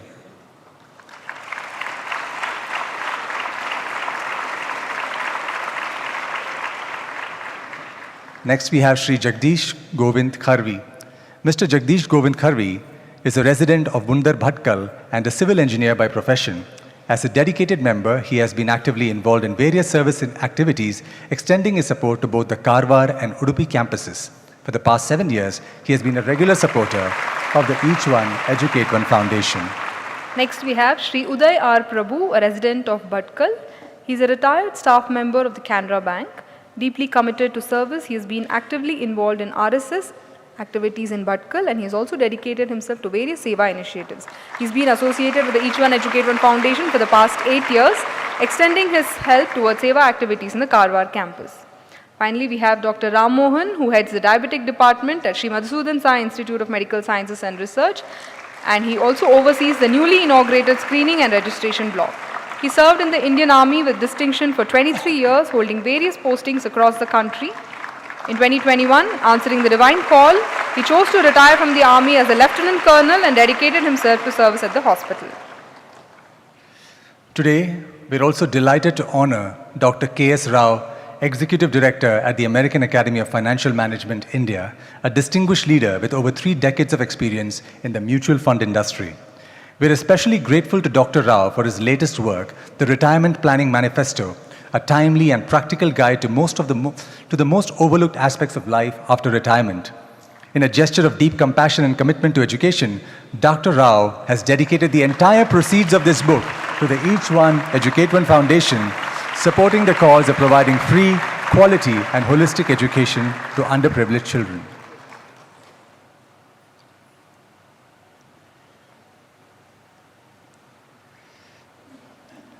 Once again, our gratitude to each and every one of you, to even those who could not be present here in person, for being a part of the Each One Educate One family, and for continuing to support the mission of providing quality, values-based education free of cost to aspiring young children within the hinterlands of our beautiful nation. And we look forward to your continued support. Many of you may have seen the recent interview of Sadguru to the program of Game Changers. He's truly a game changer today in every sense of the word. In the interview, when he was asked,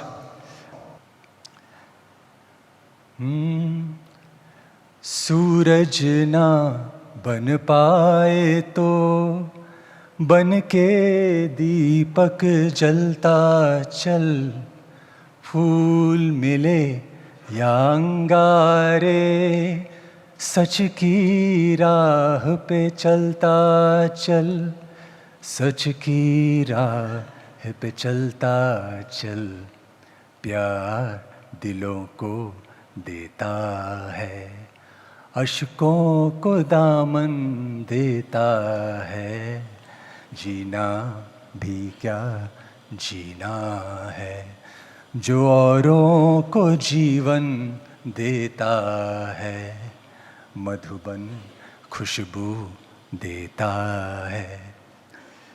Sadguru's life today is for others. Every moment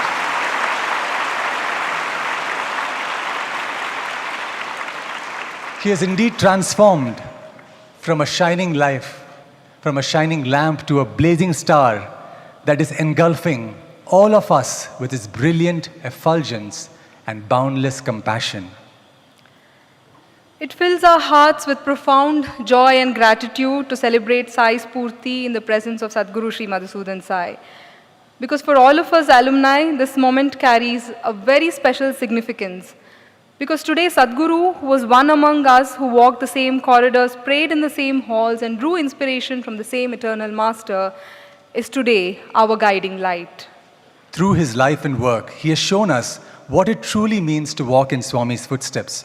To not only follow the path laid by Bhagwan Sri Sathya Sai Baba, but to carry forward his sacred mission with courage, clarity, and boundless compassion. Today, Sadguru stands as the living example of Bhagwan's message, and as the alumni community, it fills us with deep pride and devotion to note that this universal mission is today led by one of our own, a Sai student who has become the very embodiment of Sai in action.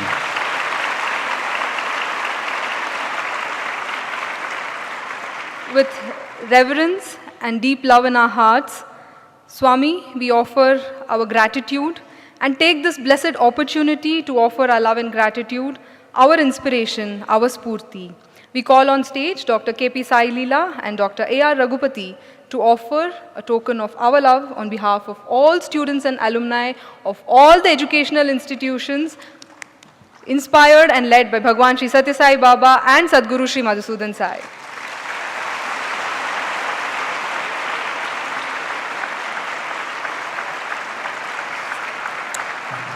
The citation reads as follows. The alumni of Sri Sathya Sai institutions reverentially recognize Sadguru Sri Madhusudan Sai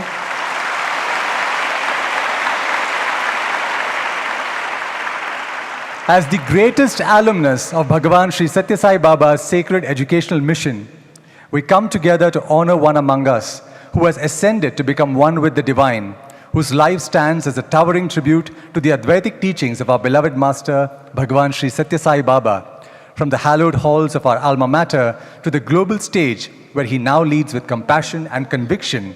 Sadguru Sri Madhusudan Sai exemplifies the highest ideals of Bhagwan's teachings of unwavering faith, total surrender to the divine will, universal love, and selfless service to mankind. His journey is our collective pride and a roadmap to follow. His service initiatives and achievements an inspiration for every Sai student.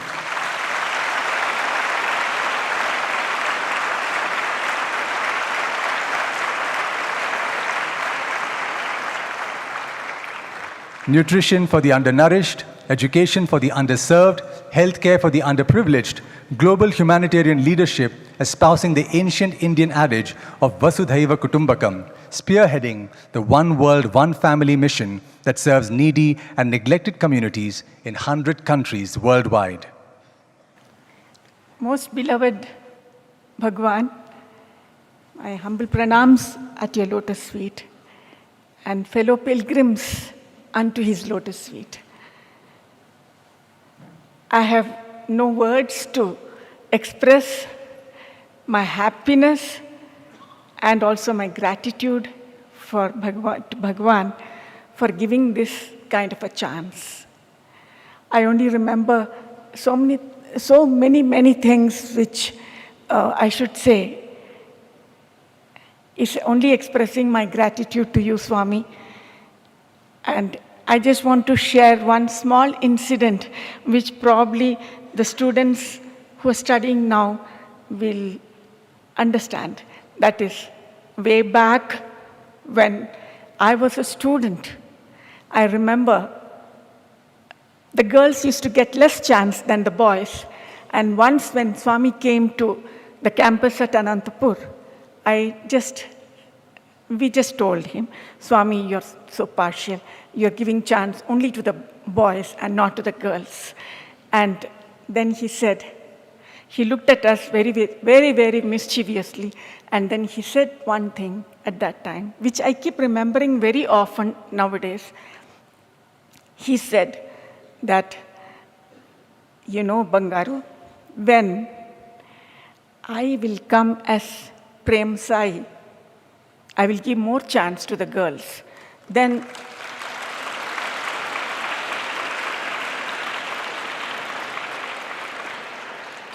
Swami, I keep thinking about it again and again because I was thinking, Swami, will I ever get a chance? Because he said in Prem Sai Avatar. But it has come so true, Swami, today that the girls are getting chance and I'm very, very happy for it. My humble pranams and gratitude to you for that. Sai Ram.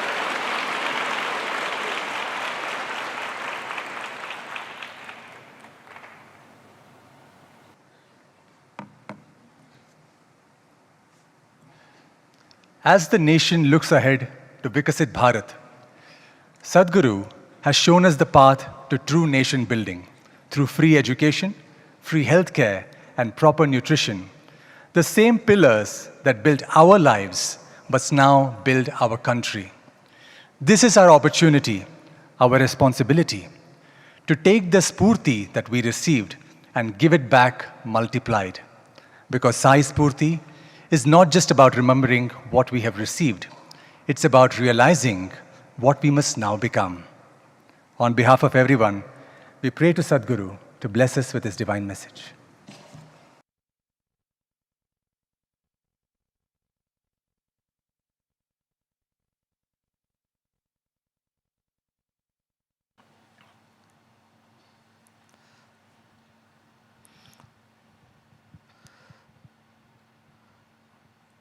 On this very special occasion of the coming together of all the alumni of all the institutions here today during the 100th birthday celebrations, this Sai Spoorthi is a special one because it's during these wonderful celebrations that we are meeting together. And coming here is homecoming to our parents, to our people. So welcome to all the alumni brothers and sisters, all the devotees and our patrons and well-wishers for the Sai Spoorthi 2025 today.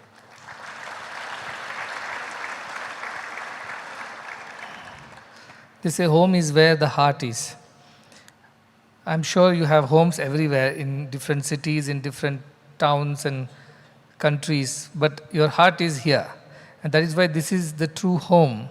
And this is true homecoming. Every time you come back here, you come back to your true home. Yesterday, the boys were singing how Swami Vivekananda would sing this song to Ramakrishna Paramahamsa, who would insist that the Swami Vivekananda, who was a Narendranath Datta, then comes to his ashram and sings this every evening. And he would sing this song in Bengali, and the Hindi version he sang, Chalo man jaye ghar apne. इस परदेश में और परभेश में क्यों अजनबी रहे, चलो मन जाए घर अपने. Oh mind, let us go to our true home. Why should we be a stranger in this strange land, in these strange costumes?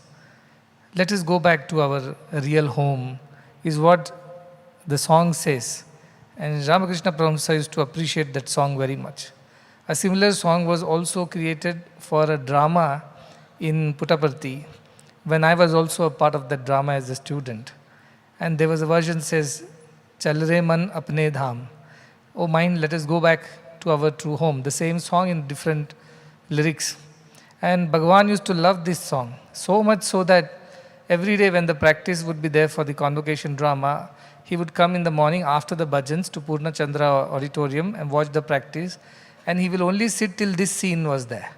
And after this scene gets over, he'll get up and walk back to his room. And all the other artists of the other scenes would be crestfallen because he was only interested in this one scene.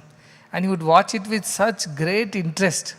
You have to only see to believe what I'm saying.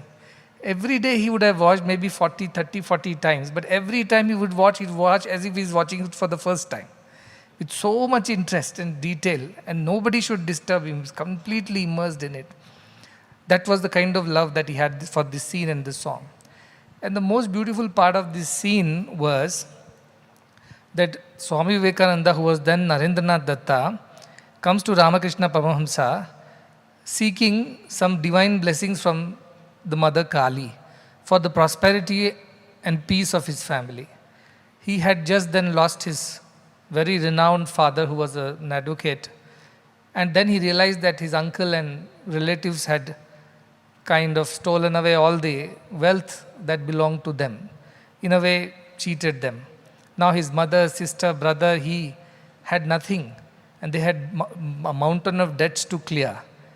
And he did not know where to go. He was also very well educated. He was a barrister himself. He could have easily looked after his family had he taken up a job in the British government.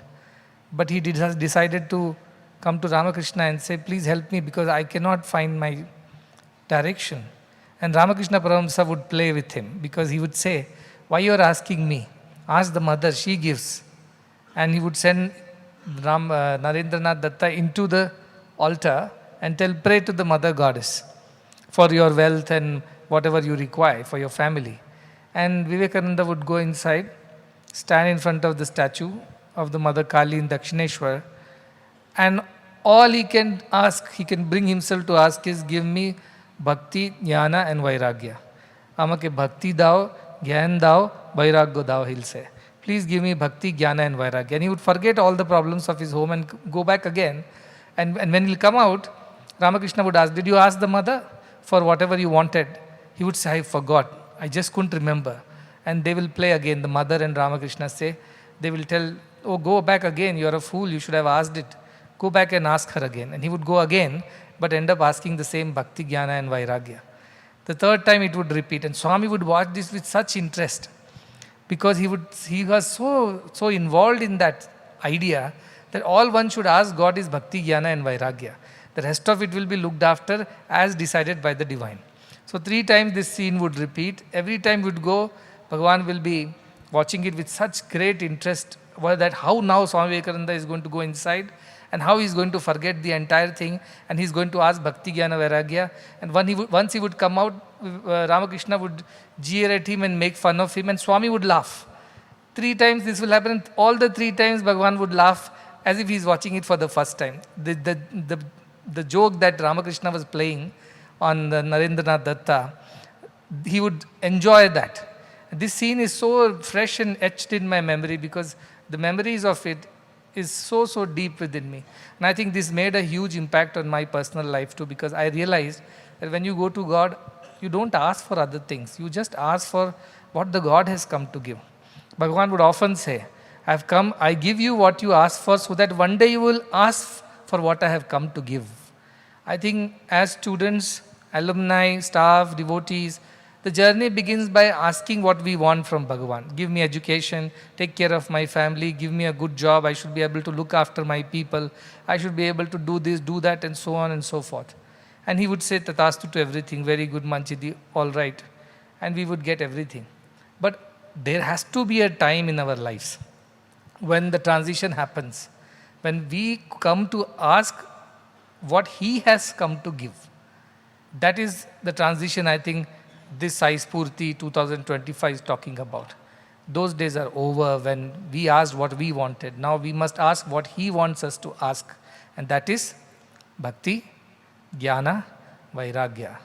That is how the Sai Spoorthi should now redefine the role of all his alumni. It's no more about Tyagajevi, as I said. Narayan Bhatt, Madhyal Narayan Bhatt had a vision to build a missionary organization with 1 million missionaries, boys and girls, young ones. This he wrote in Spoorthi Kirana long ago, that is like 70s. And today, Bhagavan has upped the game. He said it's no more about Tyagajivis, it's about Yoga Jivis. That is what this mission is all about. It's no more about just selfless servants of society. It's about self-realized servants of society. That is the difference this mission is all about. And I'm sure that as alumni, as students, now we understand how this game has totally changed. As he said, I'm a game changer. Definitely I have changed the game. And I told everybody in our university, it's no more Tyagajivis. Tyagajivis was till now. Here onward it is Yoga Jivis who have absorbed their mind in the divine. And the divine guides them to take the next steps. That is the next level where it is going. And I'm sure with the effort and the sincere prayers of all the people, all the boys and girls and the alumni and the devotees, this is possible, this is definitely doable. Krishna Shubhaga said one very beautiful phrase, Karishye Vachanam Tava. That is the key to unlocking our true divine potential. Just do as I say, says Bhagwan. And another incident, because today I am talking like an alumni, not as a Sadguru. So I am only remembering things like all of you remembered on the stage. This happened in that time. So this was another occasion when we had prepared a drama. I believe this evening there is a drama again by the alumni on their transformative journey. But that was a drama and I was directing it. So I had the privilege of sitting right in the front row. And Bhagwan it was late in 2010 I think, and he was coming in the wheelchair. So he came into the bhajan hall. He looked around, all the people were seated with their costumes because the drama is going to start, and that would be in the Kulwant hall in front of the stage where he would sit. And before coming, he looked at all the costumes, everybody. Then he asked, what is the name of the drama to me? So I got up and said, Karishye Vachanam Tava. He says, because he couldn't hear. And then he bent his head, turned his ear towards my lips and said, It means he wanted to know again. I again said, Karishye Vachanam Tava. He said, Again I said, Karishye Vachanam Tava. Deal was sealed. It was not just asking that he couldn't hear it. It was to get this out of my mouth. And like in our rituals, we say 3 times we do it, 3 mudi we tie, or 3 times we do argyam, and it is the done deal, the contract is signed. Likewise, he asked 3 times, and I had to tell 3 times, Karishye Vachanam Tava. Next, Karishye Vachanam Tava. Karishye Vachanam Tava. Karishye Vachanam Tava, he told, and then moved on to see others. And later, much later, I realized, what did I say in that holy place? Because whatever we say in the holy place becomes true. What did I say in the bhajan mandir in front of him when he asked what 3 times? It was the same story of Swami Vivekananda going 3 times into the altar of Mother Kali and asking for Bhakti, Jnana, Vairagya. He made me repeat 3 times Karishye Vachanam Tava, and till now that has become the sign bond between us that you must do exactly what he wants you to do. And that is very beautiful. Many people today praise me, or even this Krishna Mohan and team, they ganged up to give some kind of award to me. I said, I don't want any award. He wanted to bring priests and chant some mantras and make a big affair of it. I told Krishna, you're about to lose your job if you do all these things. Don't make a public embarrassment of me. Still they managed to get something to put it in my hand. I said, that much is okay. The idea is that we were not looking for that. Nobody looks for that. But one day I had asked Bhagwan in the subtle, when, as you all know how the story began. It was in Bangalore, I was in a small apartment, there was a room for Bhagwan, he would come every day. And one day I asked him, there are so many devotees who have greater abilities. They are wealthy, they have influence, they have power, they have position. I'm sure they can take this mission forward as you decide much faster, much better. Why should you choose somebody like me who is incapable of all those things? And he told, only one sentence he replied. And he said, because you will never say no to me. That's all is the answer, he said. It was never about how capable you were, how big you were, how powerful you were, and what all you could do with all your ideas and skills and knowledge and talent and wealth. It was never his lookout. He only wanted somebody who never says no to him. And it really hit me like a ton of bricks, because I thought, I'm sure there are people who would never say no to him. But then why did he choose me? Because that was the beginning of the journey. things were easy, it was easy to say yes. But as the journey became steeper, many times you shivered to say yes to whatever he was asking you to do. And that is the journey, which I said, we don't journey from those days when we first come to Bhagwan, we ask for whatever we want, education, health, wealth, welfare of the family, and whatever prosperity, peace, harmony, all these we ask for, he gives generously. Till one day we are satisfied with all the asking, and we finally are ready to ask for what he has come to give, which is Bhakti, Jnana and Vairagya, which is to give us our highest potential as human being, that is to realize ourselves. And once I had asked Bhagavan very clearly, how can I help you? How can I help you in your whatever you're doing in mission? And he told me, again, one sentence answers to it. Truth is very simple, it just needs a few words, doesn't need paragraphs. And he told me one thing, how can I help you? He told me, become self-realized. Then you can really help me, because then you will become me, you will become equal to me. And when with one Sai Baba only so much can happen. Imagine 2 Sai Babas, what can be done? This was his answer. Realize yourself and become me. That is the way you can really help me. Because when a self-realized person moves in the society, he need not do anything. Everything happens around him by the virtue of his realization. Like when sun comes up in the sky, rises in the sky, all the universe starts functioning. The trees, the birds, the flowers, the mountains, everybody comes alive. Not because sun went and did something to them. No, sun just rose in the sky and the day begins. Likewise, if you rise like a spiritual sun in the sky of self-realization, your presence itself will make things happen. This is his ultimate truth. And he used to keep saying, I'm searching and searching and searching for a true devotee.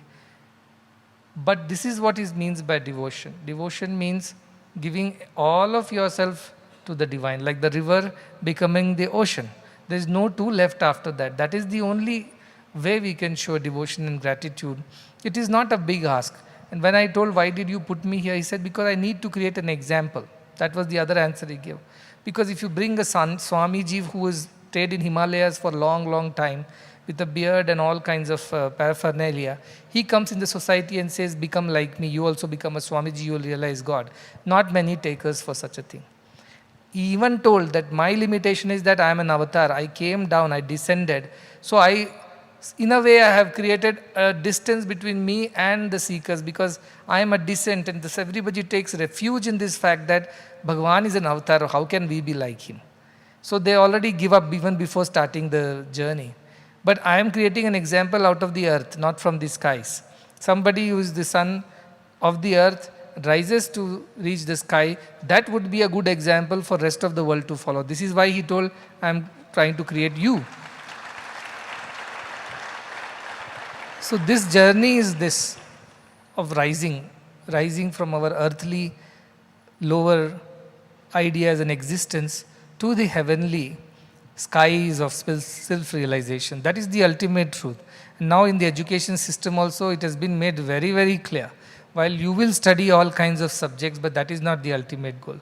Which he told all the time, we are only trying to do it with great emphasis, with much more vigor and intensity, so that it is achieved. And I'm sure as children grow in these institutions, not only their material needs will be taken care of, as Ramakrishna Paramahamsa assures Vivekananda, that whatever you are asking for, I do not know that you would get or not, but I will ensure that you will have mota baat, mota kapda. Your family will have. It means you will have enough, you have food to eat, not the luxurious cuisine, but basic food will be taken care of, and basic clothing will be taken care of. That much I will ensure. You do God's work. That is how Ramakrishna chose Swami Vivekananda and created a great Jnani out of him, who transformed the way the world today looks at Indian spirituality or Sanatana Dharma. One Vivekananda changed the perspectives, changed the opinion of people, changed the very way world looked at India, which was under the British rule. It was known as a poor state full of famines and fights and communal riots and what else. But he brought respect to the Indian thought in the minds of the Western world, that India stands for much more than that. You can't look at the surface and say this is what India is, as the land of snake charmers, they say. India is the spiritual giant. It's a sleeping one. The only issue is that. But once it rises, there is for everyone to see what India stands for. I think that revival of Sanatana Dharma, which is part of Bhagwan's mission, he told my mission is divided into 6 phases of 16 years each till 96. First was Leela, all kinds of playful things that he did as a boy till he was 16. Then Mahimas, great kind of miracles started happening. People were attracted from far and wide. He would appear in people's home. He would call them by appearing in their dreams and manifesting in their homes, and all kinds of miracles. Mahimas. After that came Upadesha. Then he brought them closer and started teaching them about the greater truths of Sanatana Dharma. Upadesha. Started giving discourses. Before that, there were no public discourses. From Upadesha, he moved to Vidya, making it a structured program to educate. That is where all of us got benefited, because before that there was no space for students per se. But Vidya mission started and everybody became a part of the mission. We all benefited. Today we are alumni. After Vidya he started Vaidya, he said. Not just the Vaidya of the body, of the mind also. He opened hospitals, gave free health care. He revolutionized the very idea of health care. Nobody before him thought that health care should be given free. That too at super specialty level. He broke all boundaries and created a new norm, which is what we are following now, Vaidya. And the last phase, the 16 years, he said, that would be establishment of Sanatana Dharma. And that would be the continuation. So this mission, which is a continuation, is not only carrying all the other aspects of that mission, but largely it is focusing on building this idea of Sanatana Dharma in the world, where people know that everything is divine, all are divine, I am divine, you are divine, and we realize and live accordingly. That is the larger mission at this point of time. If I go and tell everybody is divine, maybe other cultures cannot understand. So we have nicely packaged it as one world, one family, to begin with the idea that we are a family. And then once you accept this idea, we are a family, because how are we a family? How are we connected? We are not born of the same mother and father. Then how are we a family? When, if somebody asks, then we can take them to the higher idea that we are all born of the same divine principle. So we are all part of the same family. And that is why we are a family. So we can take them, guide them, help them navigate to the highest ideals of Sanatana Dharma. That would be the ultimate culmination of this mission. Of course, other things will happen. There are Leelas happening even now, Mahimas happening, Upadesha is happening. So also Vidya, Vaidya and so many other activities. But Sanatana Dharma is the ultimate reason why this mission is running right now. And I think that is something that I want everybody to pay attention to as alumni. Education part is over. Basic needs are all met. We are able to look after ourselves and families. Those days are done. Now it's time to ask for what he had come to give, which was this idea of self-realization. I think once we are self-realized, we become true servants of his, because he said, you can really help me if you can become self-realized, if you become me. And that is what this whole journey is about. So Sai Spoorthi 2025 has to be different from the Sai Spoorthi of 2024 or 23 or 22 or whatever.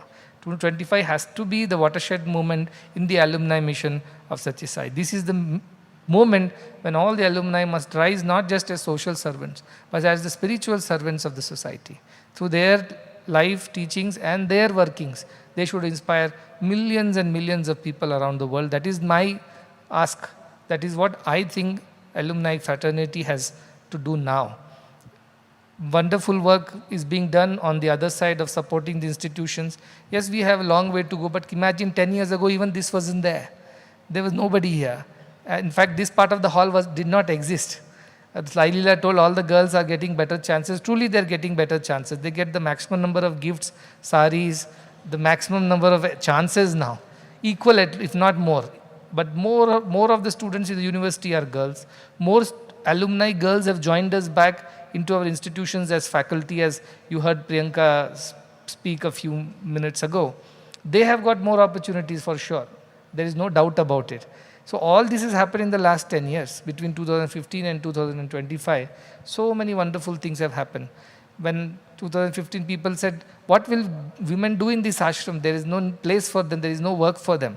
When Krishna, like of Krishna Shubhga were joining, people were scratching their head. What will she do here after all? There is what work they have. There is no girls' campus, there is nothing here.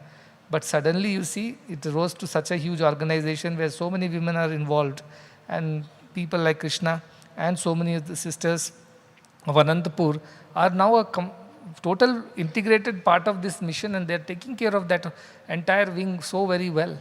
And they are all professionals. They brought not just devotion, they brought professionalism to this institution. They're teaching the next generation. So many wonderful things are happening. And the institutions are bound to grow.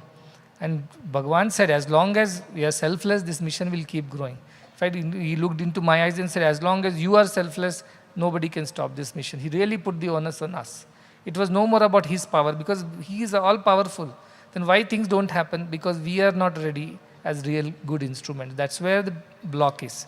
If we become real instruments, we become conduits of his love and channels of his pure inspiration, things will happen around the world. And I truly believe that if not for this mission, there is no other mission in the world which can change the world. And what a loss it would be that an avatar has come and gone, and yet the world has not changed much. That looks like a very antithetic idea. That looks like a wrong climax. It doesn't appeal to me. An avatar's presence should have transformed the entire world, not leaving anybody behind. But why it has not happened so far? Because he was waiting for instruments, right instruments like us. With these alumni chapters opening across countries, continents, towns, states, districts, taluks, mandals, and villages, I'm sure these people will take this mission forward. The torch bearers, the ambassadors, the true examples, the exemplars of this mission will be the alumni who will be spreading all around the world and doing the right thing. And here within the institution, hundreds of them are joining back to take care of their younger brothers and sisters.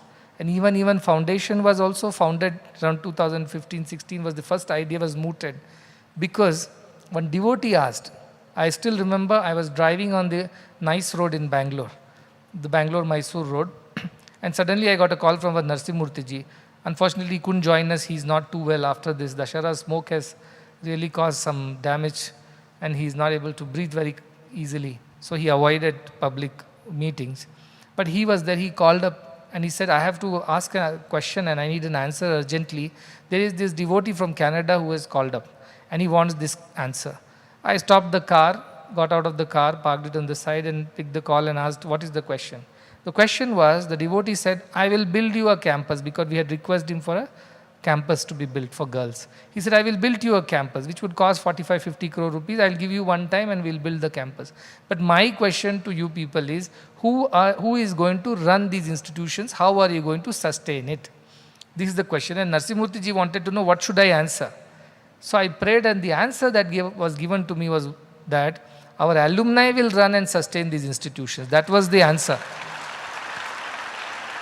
And each of the alumni should think, I have another brother, another sister studying. Suppose my parents had another child, another brother or sister. Would we not be responsible for their education? They have to just think like that. With that, each one educate one was born, to make it a structured approach that every alumni has a brother studying here or a sister studying here. I'm told we have more than 15 to 20,000 alumni. We don't have a count, but hopefully one day we can do a census around the world. Imagine if 20,000 alumni are there, I believe 20,000 brothers and sisters can be looked after. So the more alumni get involved, the more children will be looked after. Today we are just 3,000 odd children across various schools and campuses and up till medical education and PhD. We just need 3,000 of us to rise to the occasion and say, these are our brothers and sisters, we look after. I'm not saying you can individually look after. You can collectively look after. You can look after through CSR partnerships, through other philanthropists in the society. You have to reach out to all of them, because it's a Govardhan Giri for sure, as Phanindra said. And everybody has to participate. Not for anything, just to fulfill our own mission in life, fulfill our own destiny of doing good, which is the real reason why we are here. We have to earn our stripes, as Krishna Mohan said. The stripes that the little squirrel earned from Rama. And I was mentioning the other day when I was in Bristol in the UK, there were squirrels the size of cats, these big squirrels in London. And they had no stripes on their backs because they never participated in Rama's mission. They were in London. They were not in India. But history says, or the mythology says, that these squirrels in India, they were small in size, not as big as cats, yet they earned the grace and the stripes because they participated in the mission of Rama. This is where our role comes. I want the whole world to participate, which is happening. 100 countries are coming, they are getting inspired. But the real inspiration should start from here. The inspiration is within our own alumni. That is why even projecting people like Krishna or Ashimao, they were all melting away the moment their names were selected. They said, don't embarrass us, don't bring us on the stage. I said, this is not for your sake. Don't overthink. It is not to recognize and reward you. It is to set an example for the next generation to just shut up and take the award. So they came out of my fear. So I told you have to, because others should know what is happening over here. If you do not set examples, how will the younger generation take inspiration? Krishna has been here, she works only 30 hours a day. That is how she works. At any time of the night, at 11 o'clock, I think only 2 people can send email and get replies at 11 o'clock. One is Krishna and other is me. There is nobody else. Because we are always working. Because that is all we are born to do, to do good. And so also Ashimo, as I was mentioning, because we came up with this giant project. One hospital is equal to 30 schools actually at this point of time. That is the size of the requirement. But Ashimo and team, I told you do whatever you see. If task is given to us, then the divine knows that we are capable of it. Otherwise, why will he assign a task to us if he thinks we are incapable? We have to rise to the occasion, strengthen ourselves and live up to the chance. So they are doing what they can. It's a large thing, but it is the same as how can monkeys and bears and squirrels build a bridge. It is the same thing. But they could do that, we can do this. That's what I tell. And with such a huge fraternity of brothers and sisters around the world, anything is possible. So on this 100th birthday, what can we offer as a gratitude? This is all we can offer. Everything that is ours, it is his. Because we are here because of him. We are because of him. There is no other reason. If you think there is another other reason, then you are actually not thinking right. So that is the idea. What does God ask of us? God asks of everything of us. He doesn't leave anything for us. Everything belongs to the divine, like Bali Chakravarti, everything goes to the great Vamana, nothing less. So every inch of us is his property, and therefore he says, my students are my property, my students are my property. That is the only reason, because he truly believes that he owns all of us. Do we believe that he alone owns all of us and all of it that we own? That is the question we have to ask and answer for ourselves, whether we truly live up to his belief in us. And that we have to rise to the occasion. So I'm happy to have everybody over here, and I'm sure much more will happen in times to come. And we should be aware, with us, without us, in spite of us, the mission will grow. But if we become a part of it, we will become sanctified. The first message in Mandya, when we were opening the Mandya campus, we were in the Mandya Sai Mandir. And at that time, I was not in the front. I was always behind. Narasimhamurthy would just convey whatever was to be conveyed to the people.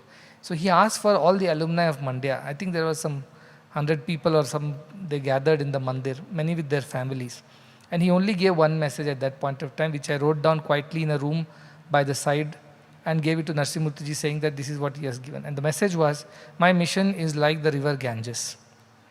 Nobody can stop it from flowing. Nobody can help it flowing. It will flow. But if somebody participates in this mission, it's like having a bath in the Ganges. They will get sanctified. That is all the message was. And I have seen. Those days, I remember when we could not even have money to pay the next month's salary, and we just needed 50 lakh rupees, not like crores today. And I remember picking frantic calls, everybody, because these are all new for us. We were not used to such numbers.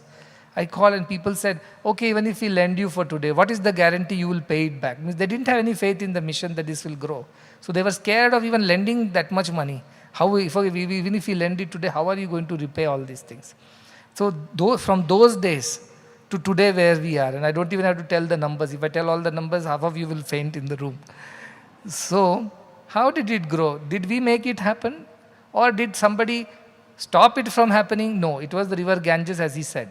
It will flow. Nobody can help it flow. Nobody can stop it from flowing. But if anybody participates, they will become sanctified like taking a dip in the holy Ganges. That's all. Their lives will be fulfilled. So this mission depends on nobody. We all depend on this mission for our own emancipation, Atmano Mokshartam Jagat Cha. And that is the reason why this opportunity has been created. Whether we become a part of it or not, it will keep growing. And I am very clear, even if I am there or not there, if it's divinely destined, it will keep growing. None of us are what you call indispensables for this mission. It will keep growing because it is divinely ordained.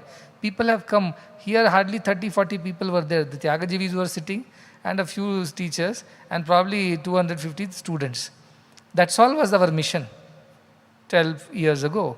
And today thousands of students, and look at the number of staff. Staff itself is running into, I believe, 1,500 to 2,000 people in this very ashram. And then all across put together will be 6,000 staff. And their families who are dependent on this mission. It means 6 into 4, 24,000 people are living because of this mission. And the students and the millions of patients, all of that put together, how did it all grow? Who helped this mission grow? It helped itself because it was divinely ordained. So let us be very, very aware and mindful that we can only do so much. This mission has its own mind, it does its own thing. But if we participate in whatsoever small way, we become sanctified. I'm very grateful to the patrons, whom some of them we recognized and celebrated today, and many of them across the world. We're very grateful to them because every drop counts, as I say, it helps somewhere. And very, very grateful to our great gurus whom we celebrated, Revati Ramchandran ji, somebody who was such a celebrated artist in the country, who was the director of Kalakshetra, which is a 100-year-old institution, quits, comes here, joins, despite other offers, and says, no, I'm here to serve and I will help this mission of Nada grow, and comes here and comes regularly and does all this work. We are truly grateful to her for her contributions and service. And to J.G. Sridhar ji, he is not unknown to anybody. He's a like every household name, as they say. Everybody knows. Any puja is there, call J.G. Sridhar sir, and he will come. And he has the fortune of doing so much of pujas. Almost all campuses started with his Bhumi Puja. So we are very grateful. And I remember in 2014, Bhagwan gave him a ring and told, you start teaching Vedas in every Gurukulam hours. Every student should know Vedas. That is your job. And that responsibility he took upon himself. Of course, now a lot of students have grown up and they are teaching. But we are in an institution where every single child knows Rudram. At least Namakam, that was his first ask. All should know Rudram. And every single child knows Rudram. And these rishis, these Purohits who come from outside, they are stunned that in a regular school, everybody chants Rudram. From the 6th standard onwards, all the way to medical and nursing and PhD people, everybody chants Rudram. That never happens in other regular institutions. So they are very surprised because of the efforts which he started putting in the initial days. It has become a institution-wide movement. So we are grateful to him. So also to everybody, all are amazing people. When these big corporate honk shows, they come here and they ask me, how is it all possible? So well done, so efficiently, so meticulously, so professionally. We thought we are coming to an ashram, and general perception of ashram is that some and I don't want to say things, other ashrams will take offense. But whatever the ashram, the first impression of ashram is a place where everything is so quiet and dull and everything is silent and nobody is doing much. They are all doing their pujas and moving about. Suddenly you come here, such a dynamic place, such vibrant place, such energy, such kindness and compassion. They are stunned and they say, how is it possible? I tell you, it's because of all the people who have joined us from so many parts of the world. And they are continuously working. So this is how this mission is going to grow. And this is the ultimate culmination of the Sathya Sai mission, which will sweep the whole world into its embrace and transform every single living entity into the divine being. That is the final end of this movie, the climax of it. Otherwise, it is an anti-climax as of now. If you think the mission is over and this is what has happened, no. The real climax is the realization of divine. Atmano mokshartam jagat hitaya cha. That is the real story. And that's unfolding scene by scene with every passing year. So to all the children, all the alumni, all the devotees, patrons, well-wishers, corporates, a lot of blessings and best wishes. I'll come back again in the afternoon to talk to the alumni exclusively, and we will have some question and answers and discussions. So we will go for lunch and then we'll come back later in the afternoon. Blessings to everybody once again.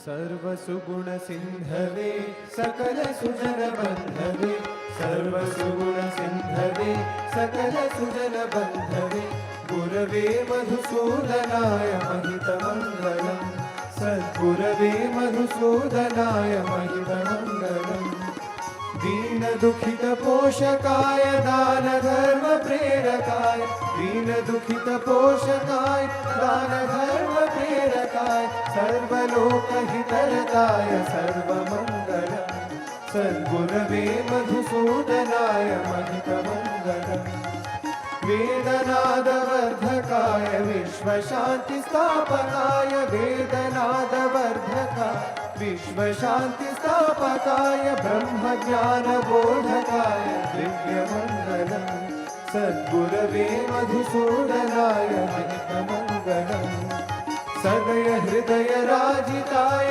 सुमन सदन शङ्कराय सदय हृदयराजिताय सुमन सदन शङ्कराय शरणमुक्तिकारणाय मोक्षमङ्गलम् सद्गुरवे मधुसूदनाय महितमङ्गलम् सत्यसायिनः प्रियाय सत्यप्रेमविग्रहाय सत्यसायिनः प्रियाय सत्यप्रेमविग्रहाय नित्यशुद्धनिर्मलाय नित्यमङ्गलम् सद्गुरवे मधुसूदनाय नित्यमङ्गलम् सद्गुरवे मधुसूदनाय महितमङ्गलम् जय जगदीश हरे स्वामी सत्य साई हरे भक्तजना संरक्षक भक्तजना संरक्षक पति महेश्वर ओम जय जगदीश हरे शशिवदना श्रीकरा सर्वा प्राणपते स्वामी सर्वा प्राणपते आश्रित कल्पलतिका आश्रित कल्पलतिका आपद्बान्धव ओम जय जगदीश हरे मातपिता गुरुदैवमु मरियन्तयुनीवे स्वामी मरियन्तयुनीवे नाद ब्रह्म जगन्नाथ नाद ब्रह्म जगन्नाथ नागेन्द्राशयन ओम जय जगदीश हरे ओंकार रूप ओजस्वी वो साई महादेव सद्गुरु साई महादेव मंगल हारति अंधुको मंगल हारति अंधुको मंगल गिरिधारी ओम जय जगदीश हरे नारायण नारायण ओम सत्य नारायण नारायण नारायण ओम नारायण नारायण ओम सत्य नारायण नारायण ओम सत्य नारायण नारायण ओम जय सद्गुरुदेवा नारायण नारायण ओम सत्य नारायण नारायण नारायण ओम नारायण नारायण ओम सत्य नारायण नारायण ओम सत्य नारायण नारायण ओम जय सद्गुरुदेवा नारायण नारायण ओम सत्य नारायण नारायण नारायण ओम नारायण नारायण ओम सत्य नारायण नारायण ओम सत्य नारायण नारायण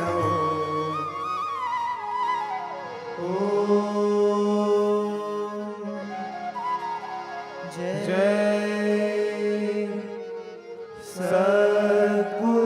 सद्गुरुदेवा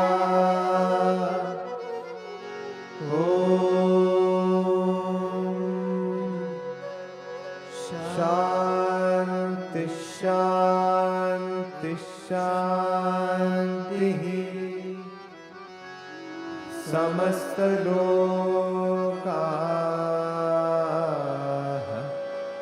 सुखिनो भवन्तु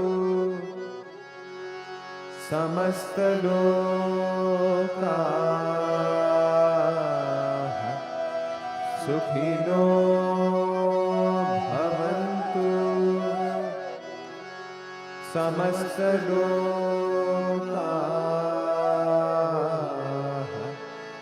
सुखिनो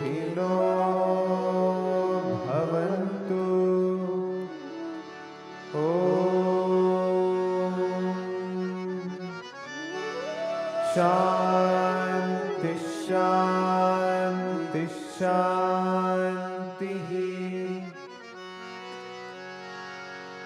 जय बोलो भगवान श्री सत्य साई बाबा जी की जय। जय बोलो सद्गुरु श्री मधुसूदन साई जी की जय।